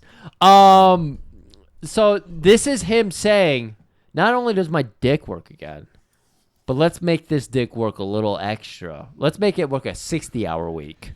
He is cheering her on. Like, whoa! He's doing the whistle thing and shit. Oh, yeah. He's like, awooga, awooga. He's like, you're so fucking hot. You get me so horny. You're like that my heroine, Black Angel. And I wish the dub was that sexy about it. The dub was so bored about it. Like, oh, yes, Deborah, I love your curves. You have an ass that's a peach that I would like to knife and fork. But he says the one thing he shouldn't have said. That's You're right. like the heroine of my book. He's got to plug his shit. Like every moment. Even to his wife, he's got to plug his book, and his wife is not into it. You're my Black Angel. His wife's been so into this shit, too. She's been doing all this fucking thing for him. I am not your Black Angel. Oh, how can you say such a thing? She starts crying in her pillow. She takes off his gift. Yeah. And lays down in the bed completely naked. This camera guy, they got this woman to do everything. This camera guy gets right in there. Yeah, you can see a little labia. And he's like, oh, my darling. You are what you are, my darling. Hot as fuck. You're dumb as fucking rocks, but you get my dick hard like a rock. And then he just buries his face between her legs. Soup's on. Mom walks in, stops, stares. Sips on her fucking leek soup tea, just enjoying the show. She's... Like, we heard her say before, I had 2 kids with 2 dads. I'm pretty cool. Apparently, her definition of pretty cool is watching my son have fucking give head. Cunnilingus, yeah. Cunnilingus? He is a cunning linguist. Yeah. And she's enjoying it. She's like, I taught him well. Poetry in motion. A sweet tweet for my daughter-in-law. Cut back to Fowler. After she's getting betrayed and stabbed in the back with a pair of scissors practically by Agnes, she still wants to get back together. And Agnes is like, lesbian? I was a lesbian yesterday. I've moved on. Yeah. I've got a new guy. He loves ketchup. Oh my God, you're fucking Barlow? What the fuck? Because she's just all about social climbing. Exactly. She wants that case so badly. I love what this is saying about like people, though. It's like we all get off on different things, and for Agnes, all she gets off on is her title. Power. She's like, I got a meeting. Ciao. Get it? Because they're Italian. So Italian. Fowlers her to this meeting, which is at a park. Yeah. And she approaches her. And she's like, no, please, I want you back. Barlow? Really, Barlow?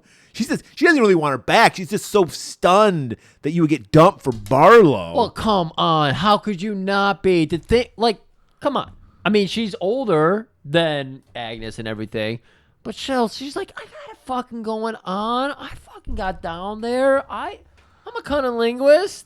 What the fuck is this shit? Barlow, and he's there. He hasn't even seen his own dick in years. He's so fat. He probably slaps your puss up with fucking ketchup before he eats it.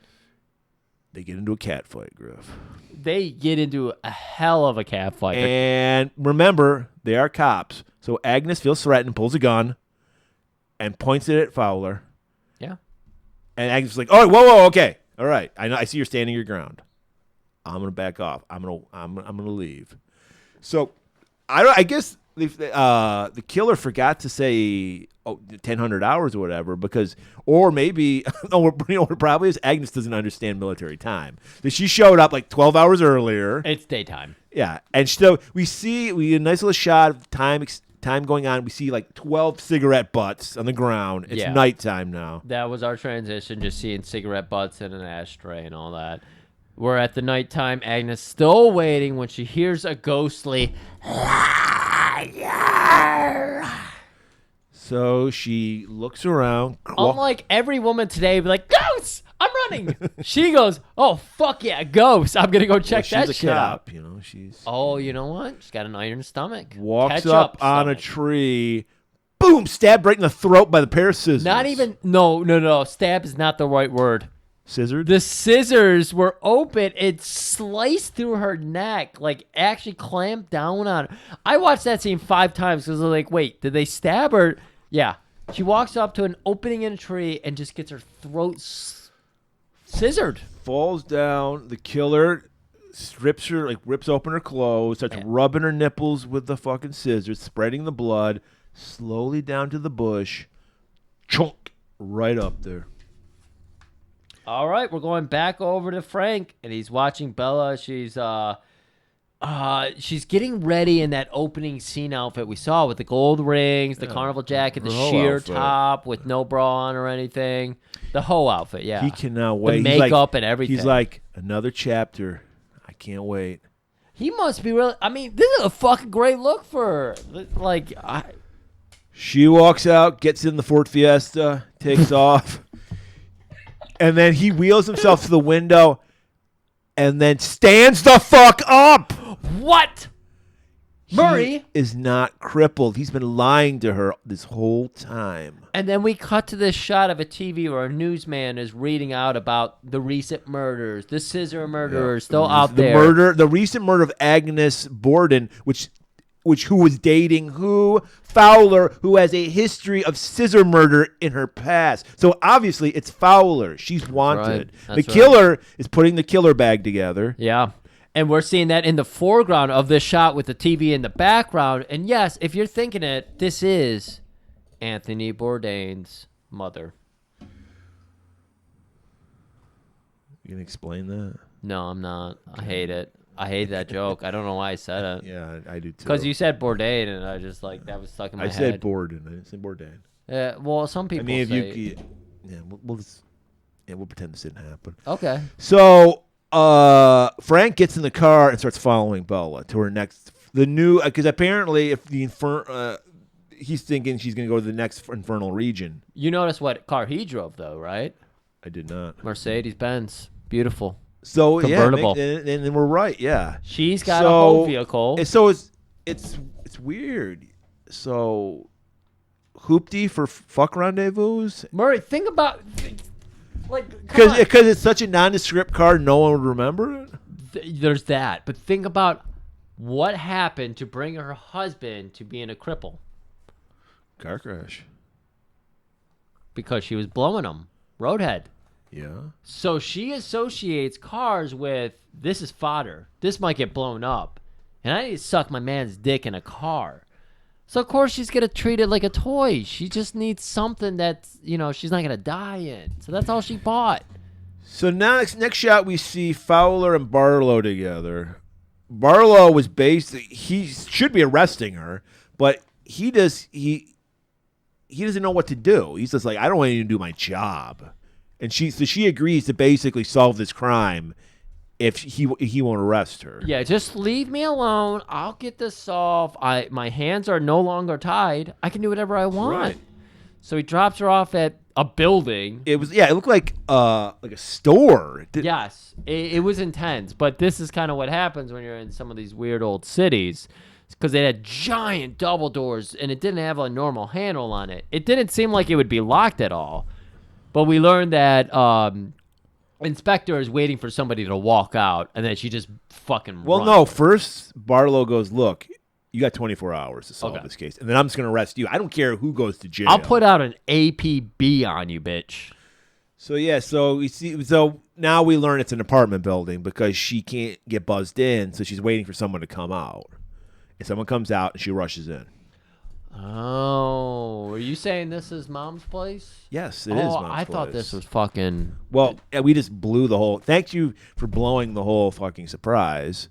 Yeah. Well, everybody... Cut to Bella has spotted that car following her. Frank's car. Because it's his fucking car. She should know it. She should know it. She lives amongst the But compound. for some reason, she assumes it's the killer. It's so dark out, Murray. All like, you can see is the headlights. She's like, I'm going to fucking catch you, you motherfucker. I'm not scared of you. That's right. I'm going to find out who you are. I'm going to get that mask. Back at Martha's, not Frank's, we see Martha and Fowler talking. Like, what the these guys, what's going on here? And this is where we learn that, remember, Martha had 2 husbands and 2 children by 2 separate men. Ooh.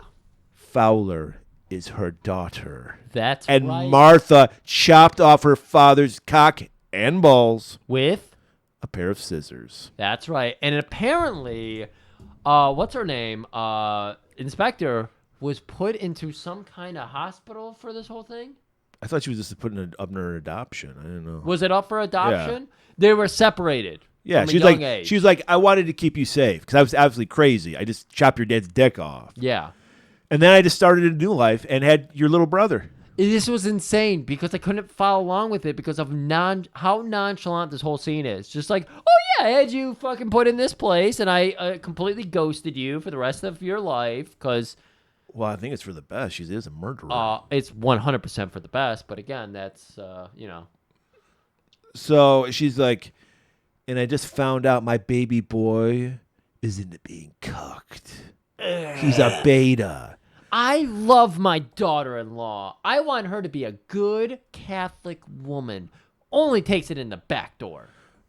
But I know she's out fucking, and fucking can only lead to filth, and filth can only lead to murder. And this is not. That's why this movie's so great. She literally stops. There's yes to Freak Boy Town. Yeah. And then we're like, Freak Boy Town. What? Yeah. Can this movie get any weirder? Martha says, I think she's in a place. I know where she goes, because Martha hired Michael Ironback. Michael Backside. So that was that connection there, everybody. Yeah, we're building all the blocks up for you here. Who cares? And so she knows about her fornications and everything, and she goes, I don't know where it's at, but I know about this Freak Boy Town. And this is where Inspector goes, oh, Freak Boy Town? Fuck, man. Mom, I know where I'm a cop. Of course I know that. I know everybody works at Freak Boy Town. Have you ever met Ivan Drago? Don't say his other name. So That was the Italian name, everybody? It wasn't our name. Cut to Bella in her Ford Festiva. What are we seeing here? What is like a tunnel? No. No. Think about it. Like if you went down to Detroit's Easter Market, we have our huge open sheds. Yeah, okay. This is what this is. It's a giant shelter shed for an open market or It's whatever. an open market already. Murray and these entrepreneurs of the body, type, they've opened shop in this shed. We are now entering Freak Boy Town. Guys, dead fucking serious. This movie, wall to wall, interesting after interesting after interesting scene, and Freak Boy Town has gotta be near the top. I was telling Murray, what is our movie with trash in it? What is that movie that I'm thinking of? Bronx Warriors. Bronx Warriors, and then there was the sequel, or that was the sequel. Oh my god. If Furiosa had a gang called the Freak Boys and had these guys, it would have made this movie would have been a hit. It would have bombed. Well, this is my problem with Furiosa. They didn't have any new weird little angles to it at all. No humongous, no nothing. This movie gave me There's everything. something humongous here waiting for her. Jesus Christ. So here's the thing, all right? It's literally a lineup of gay hustlers. There is some women here too. There are some Yes. women just dancing there. They are dancing. So I mean, you can get whatever, So it's Freak Boy and Freak Girl Town. technically.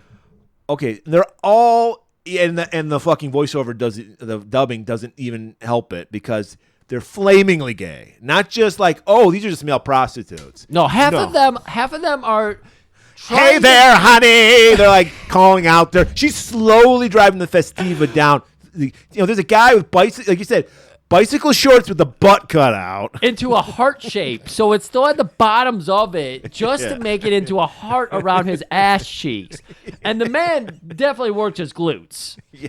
He wanted to have It worked all right. He was not a flat-assed man. Let's just say that. And you saw some testicle lumpage back there too. So if this is what you're into, this is what you're going to be into. Freak Boy Town. So How is this not a strip club in Portland? Abra, if this is a strip club in Portland, it needs to be. If it isn't. Dude, think about that. I feel so bad for the Starfucker listeners we have who are just going to ignore this episode. I know. And the greatness that they're just never going to have in their life. This is us building like our eighth wonder to the world. And no one's gonna give a shit about it. We're gonna be dead, and people are gonna be like, "Wow, these Golan-Globus boys really knew their movies." So she's eyeing up the first guy sucked. Yeah. I'm gonna. Well, he did. Yeah, let's he go. did. Let's try to go guy by guy. That we I can think of. don't remember. I only remember Ivan. So. That's awful of you, and I hate you for that. Oh, sorry. Because the first guy, he had full leather shorts. He had modern male shorts on, where they were the jean shorts past his fucking kneecaps. He had a one of the modern 80s football jerseys where it was a halter top, but it was long sleeved, and he's just doing spin cycles in his roller skates. And then after that, you had a butt cheek lover boy dude, which we talked about. Right. Then you had the two dudes in bicycle shorts, and they were basically sucking each other's dicks. They were just fucking humping each other, dry humping each other against one of the structural poles of the shed. Yeah. And next up, oh shit, there was another guy, and I can't remember. And then we finally get to Ivan. He rhymes with Drago. Yeah, it rhymes with a pop that ICP loves. Because we live in such inclusive times, I have a great joke for you guys, but I can't say it. Yeah. But let's put it this way. The guy looks like a pretty boy version of Dolph Lundgren. Yes. He is wearing boxer shorts, underwear boxer shorts, not boxer. They don't have hearts on them, but they might as well. It's polka dots, red. It's white with polka dots. It's white with red dots. It looks like he's wearing a red and white striped tube top, a red leather jacket with fringe, a little fucking baseball cap, Abadoning, floating on his fucking head. That was like the classic leather hat. It wasn't like a baseball hat from what I remembered. It was like that George R.R. Martin leather hat that he likes to wear. It was like kind of that kind of hat. And this is where he gets the name Ivan. Oh.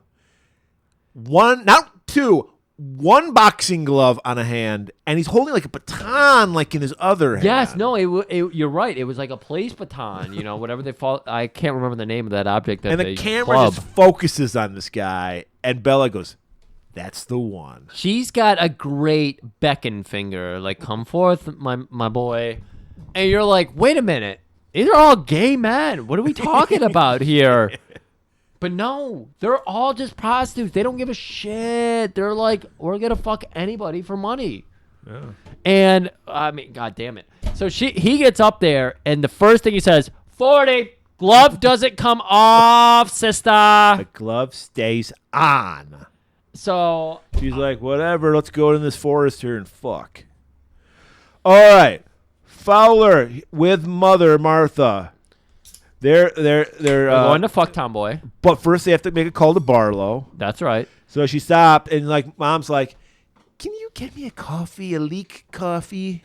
I'm feeling a little leek spice. Do you notice the sun's not It's out? that time of year. Like fall is pumpkin spice, summer is leek spice. I mean, the sun has set, and she's like, I'm feeling myself get a little tired here. I need a little bit of that leek tea.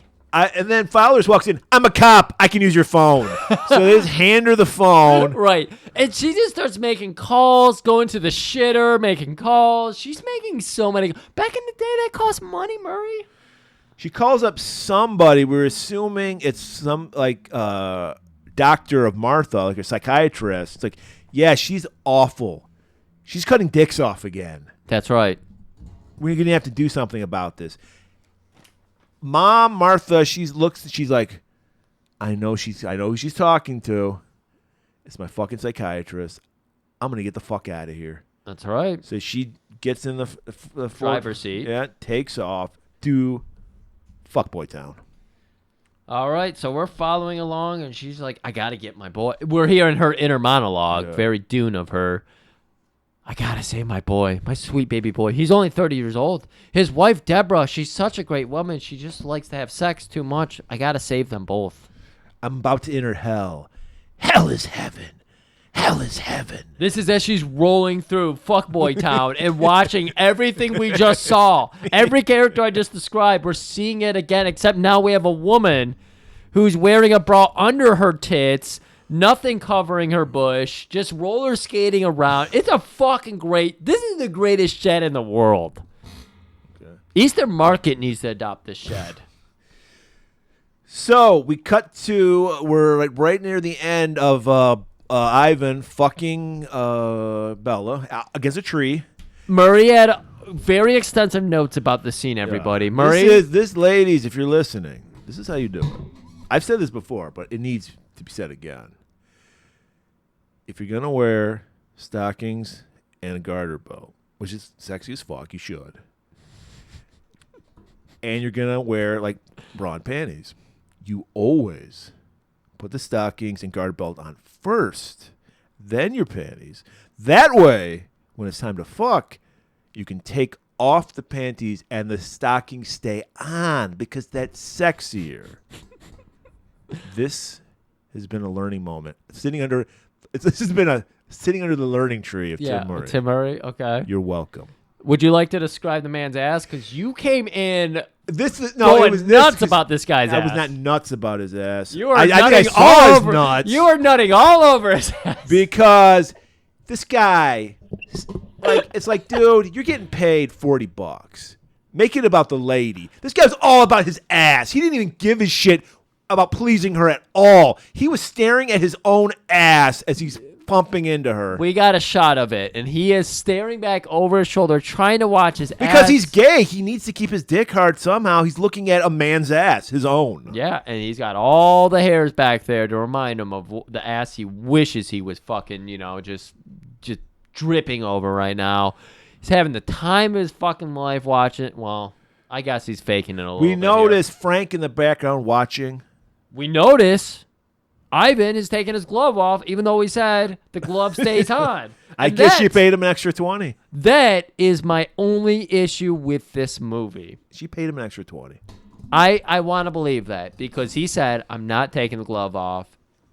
He got too into his own ass. He took his own glove off. Maybe he needed an extra thumb to put up his ass to enjoy it. So he finishes. Oh, that wasn't her? No, it was him. Because I thought he wasn't into it. He wasn't into it. You thought that was into it? that was a fake into it? He didn't even come. All right. He faked orgasm with her. Pulled up And his yet in the boxers. scene you're about to talk about. Pulled up his boxers and walked off. Yeah, because Frank doesn't know that though. Pulled up and then she pulls her panties up. No issue with the stockings. I'm telling you, it works. That is how it would work. Yeah. If you put them on in that order, that's how it would work. Frank, apparently there's two people that love that ass, Ivan and Frank, because he is out of his fucking mind horny. Yeah. We just talked about, he stood up and everything. We followed her out there, and now he's waiting in the bushes for her because there's nothing more romantic. You got to spice things up. For a nymphomaniac like When Bella. you're in your 1 year of being married, you really got to spice things up.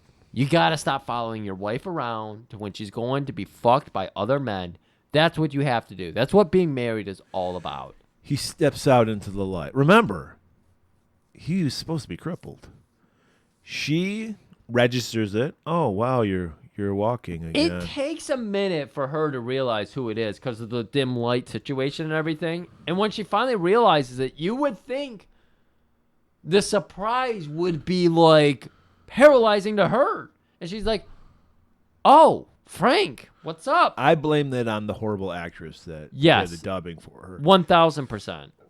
His explanation is what? Like, people would feel sorry for me if I was a crippled writer? Like, because I've been faking? No. This makes too much sense in the fucking world we live in today. His whole angle was, I thought it would help me sell books. I mean, come on. The best writer in the world gets married, gets crippled on his fucking wedding night. That's going to be big news. You know, every book I come out. And then when I finally start walking again, because of, my new muse or whatever. If nobody likes the book, I'll just say you're ableist. That's right. He had angle The perfect after plan. He had angle after angle about his book. And so if people hated it, like you said, they hate me because I'm paralyzed. He rips her clothes off. And she's going. Notice. She's telling him, no, what the fuck are you doing? Her stocking still stayed on because she did it the right way. So he rips her panties off. Fucking muff dives like a motherfucker, like Jacques Cousteau. Oh, yeah. And then it's like she's screaming at him. He No, just saw. get the fuck he just off saw me. Ivan in his mind blow a load. I think this is called felching. I think is what it's called. Couldn't tell you. Felching sounds good though. I think that's what it is. When I think when you're licking a guy's cum out of your girl's pussy, that's not good. girls or your girls? I think You it does. have I don't to think be- it matters. Okay. But yeah. So there is Abra, help me out. You probably know the term for this. There's some devious acts going on here, and he's completely turned on him about him. She is not. Her husband is walking for the first She's time. been in front lied to multiple times by this and guy. that whole wave of reality is crushing her, and yet he's pinned her down, ripping her clothes off, but they're trying to do this juxtaposition like the first fucking scene where it's just she's such a nymphomaniac that she's gonna get into it. So he's starting to get down into her pussy, and he's just telling her, I'm gonna fucking eat this man's fucking cum right out of your snatch. And then a silly straw out. That was kind of yeah. And then we're gonna go round up a bunch of dudes to fuck you some I'm gonna more. get 5 black men to fuck you. And I'm gonna watch each and every one of them. And then I'm gonna shit on your head. And even that's too much for fucking Bella. The shitting part, yeah, come on. And just as he's about to reach climax, Scissors. Scissor me, daddy. rolls over. It's Martha. Martha has been the killer the Oh whole my time. God. I killed my son. She didn't even realize. She thought it was just some jabroni. She should have known by the hair. All right, we got And the to sweater. we got to get this in under 90 minutes. So we cut out a lot of exposition. We just assumed she went to jail for this, and everyone was found innocent that was accused of it. because Arabella, that is. Next, we see it's 6 months later. Yes. Fowler now has dark hair. Yes. She's started a new life. She's outside a mental hospital. We see a guy gently walk Arabella out of the mental hospital. She picks her up and takes her back to Frank's place. Still has the bangs look, too. Yeah. She's still got, like, all of her sex appeal look. It's just, like, her hair's slightly less sexy. And Fowler's like, well, I guess you've got a lot of shit to deal with right now. I mean, all this trauma and shit. And you you're know? the only family I have left behind, so I'm going to take such good care of you. Don't worry about it. You're my only family left. And she's like, by the way, I read that Black Angel. What a load of shit. Fucking dog shit. My brother did not know how to write. I mean, I'm sorry. I know you're married to him after all, but still. I mean, anybody who's that obsessed with sex is obviously a schizoid. And I would know because my mom. And Bella's just like, I'll think about that. Cut 2. Later that night. Bella. She opens the desk drawer and pulls out the book and hugs it. Angelo Nero. That's Black Angel in Italian. Next night, we're back at the infernal regions. Slightly different. Well, it moves around. Yeah. Like we said, it moves around. She's got her hoe outfit on, complete with a red wig. And she's just looking, leering, enjoying. Yeah. There's a hole in a wall. She looks through it. There's a guy with a little Harlequin mask holding up to his face. Yeah. Pulls it down. She walks up toward him and starts making out with him. And we just go, she's found her home. This is where she belongs. Some people gotta fuck, everybody. It's the message of this movie. Some people gotta fuck. Yeah. Speaking of fucking, like I said, alluded to earlier, this isn't my genre. I just wanted to talk about this movie that you guys aren't going to listen to. That's right. Or watch, probably. That's right.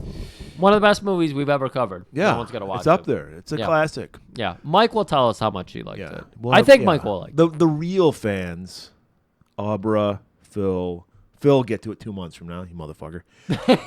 Mike. Isn't that my line? To Yeah, call right. Phil You about- do hate Phil, him. you motherfucker.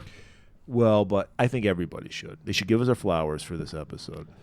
I So think- next week, look, we're good Christian guys, all right? We're not into sex in movies. We think that's for the after marriage. Yes. But because of that, I keep a council of pervs on retainer at all times. Of course. I'm going to go discuss with them some choices. They're going to recommend some things, and we will come back next week with at least be weird. It's gonna be so. I don't know how sexy it'll be, but it's going to be weird. Well, like you said, we're Christian boys, so it's like when Right. we see the smut, it's all smut to us. It's Yeah. hard to get over it. This movie was hard to get through. Oh yeah, it was It hard. was very hard. Yeah, it was I really had hard. difficulties. I had much difficulty it getting was through achingly this. hard. Achingly hard. It was. I was blue in the face. and- Yeah, Yeah. I was blue in the balls. blue in the balls. But again, we're trying to add. We're trying to give you people what you want. We don't know what you want. Once we think we got a slam dunk, crickets. Oh no, we know what they want. Stallone, followed by Schwarzenegger, followed by Van Damme, followed by Seagal.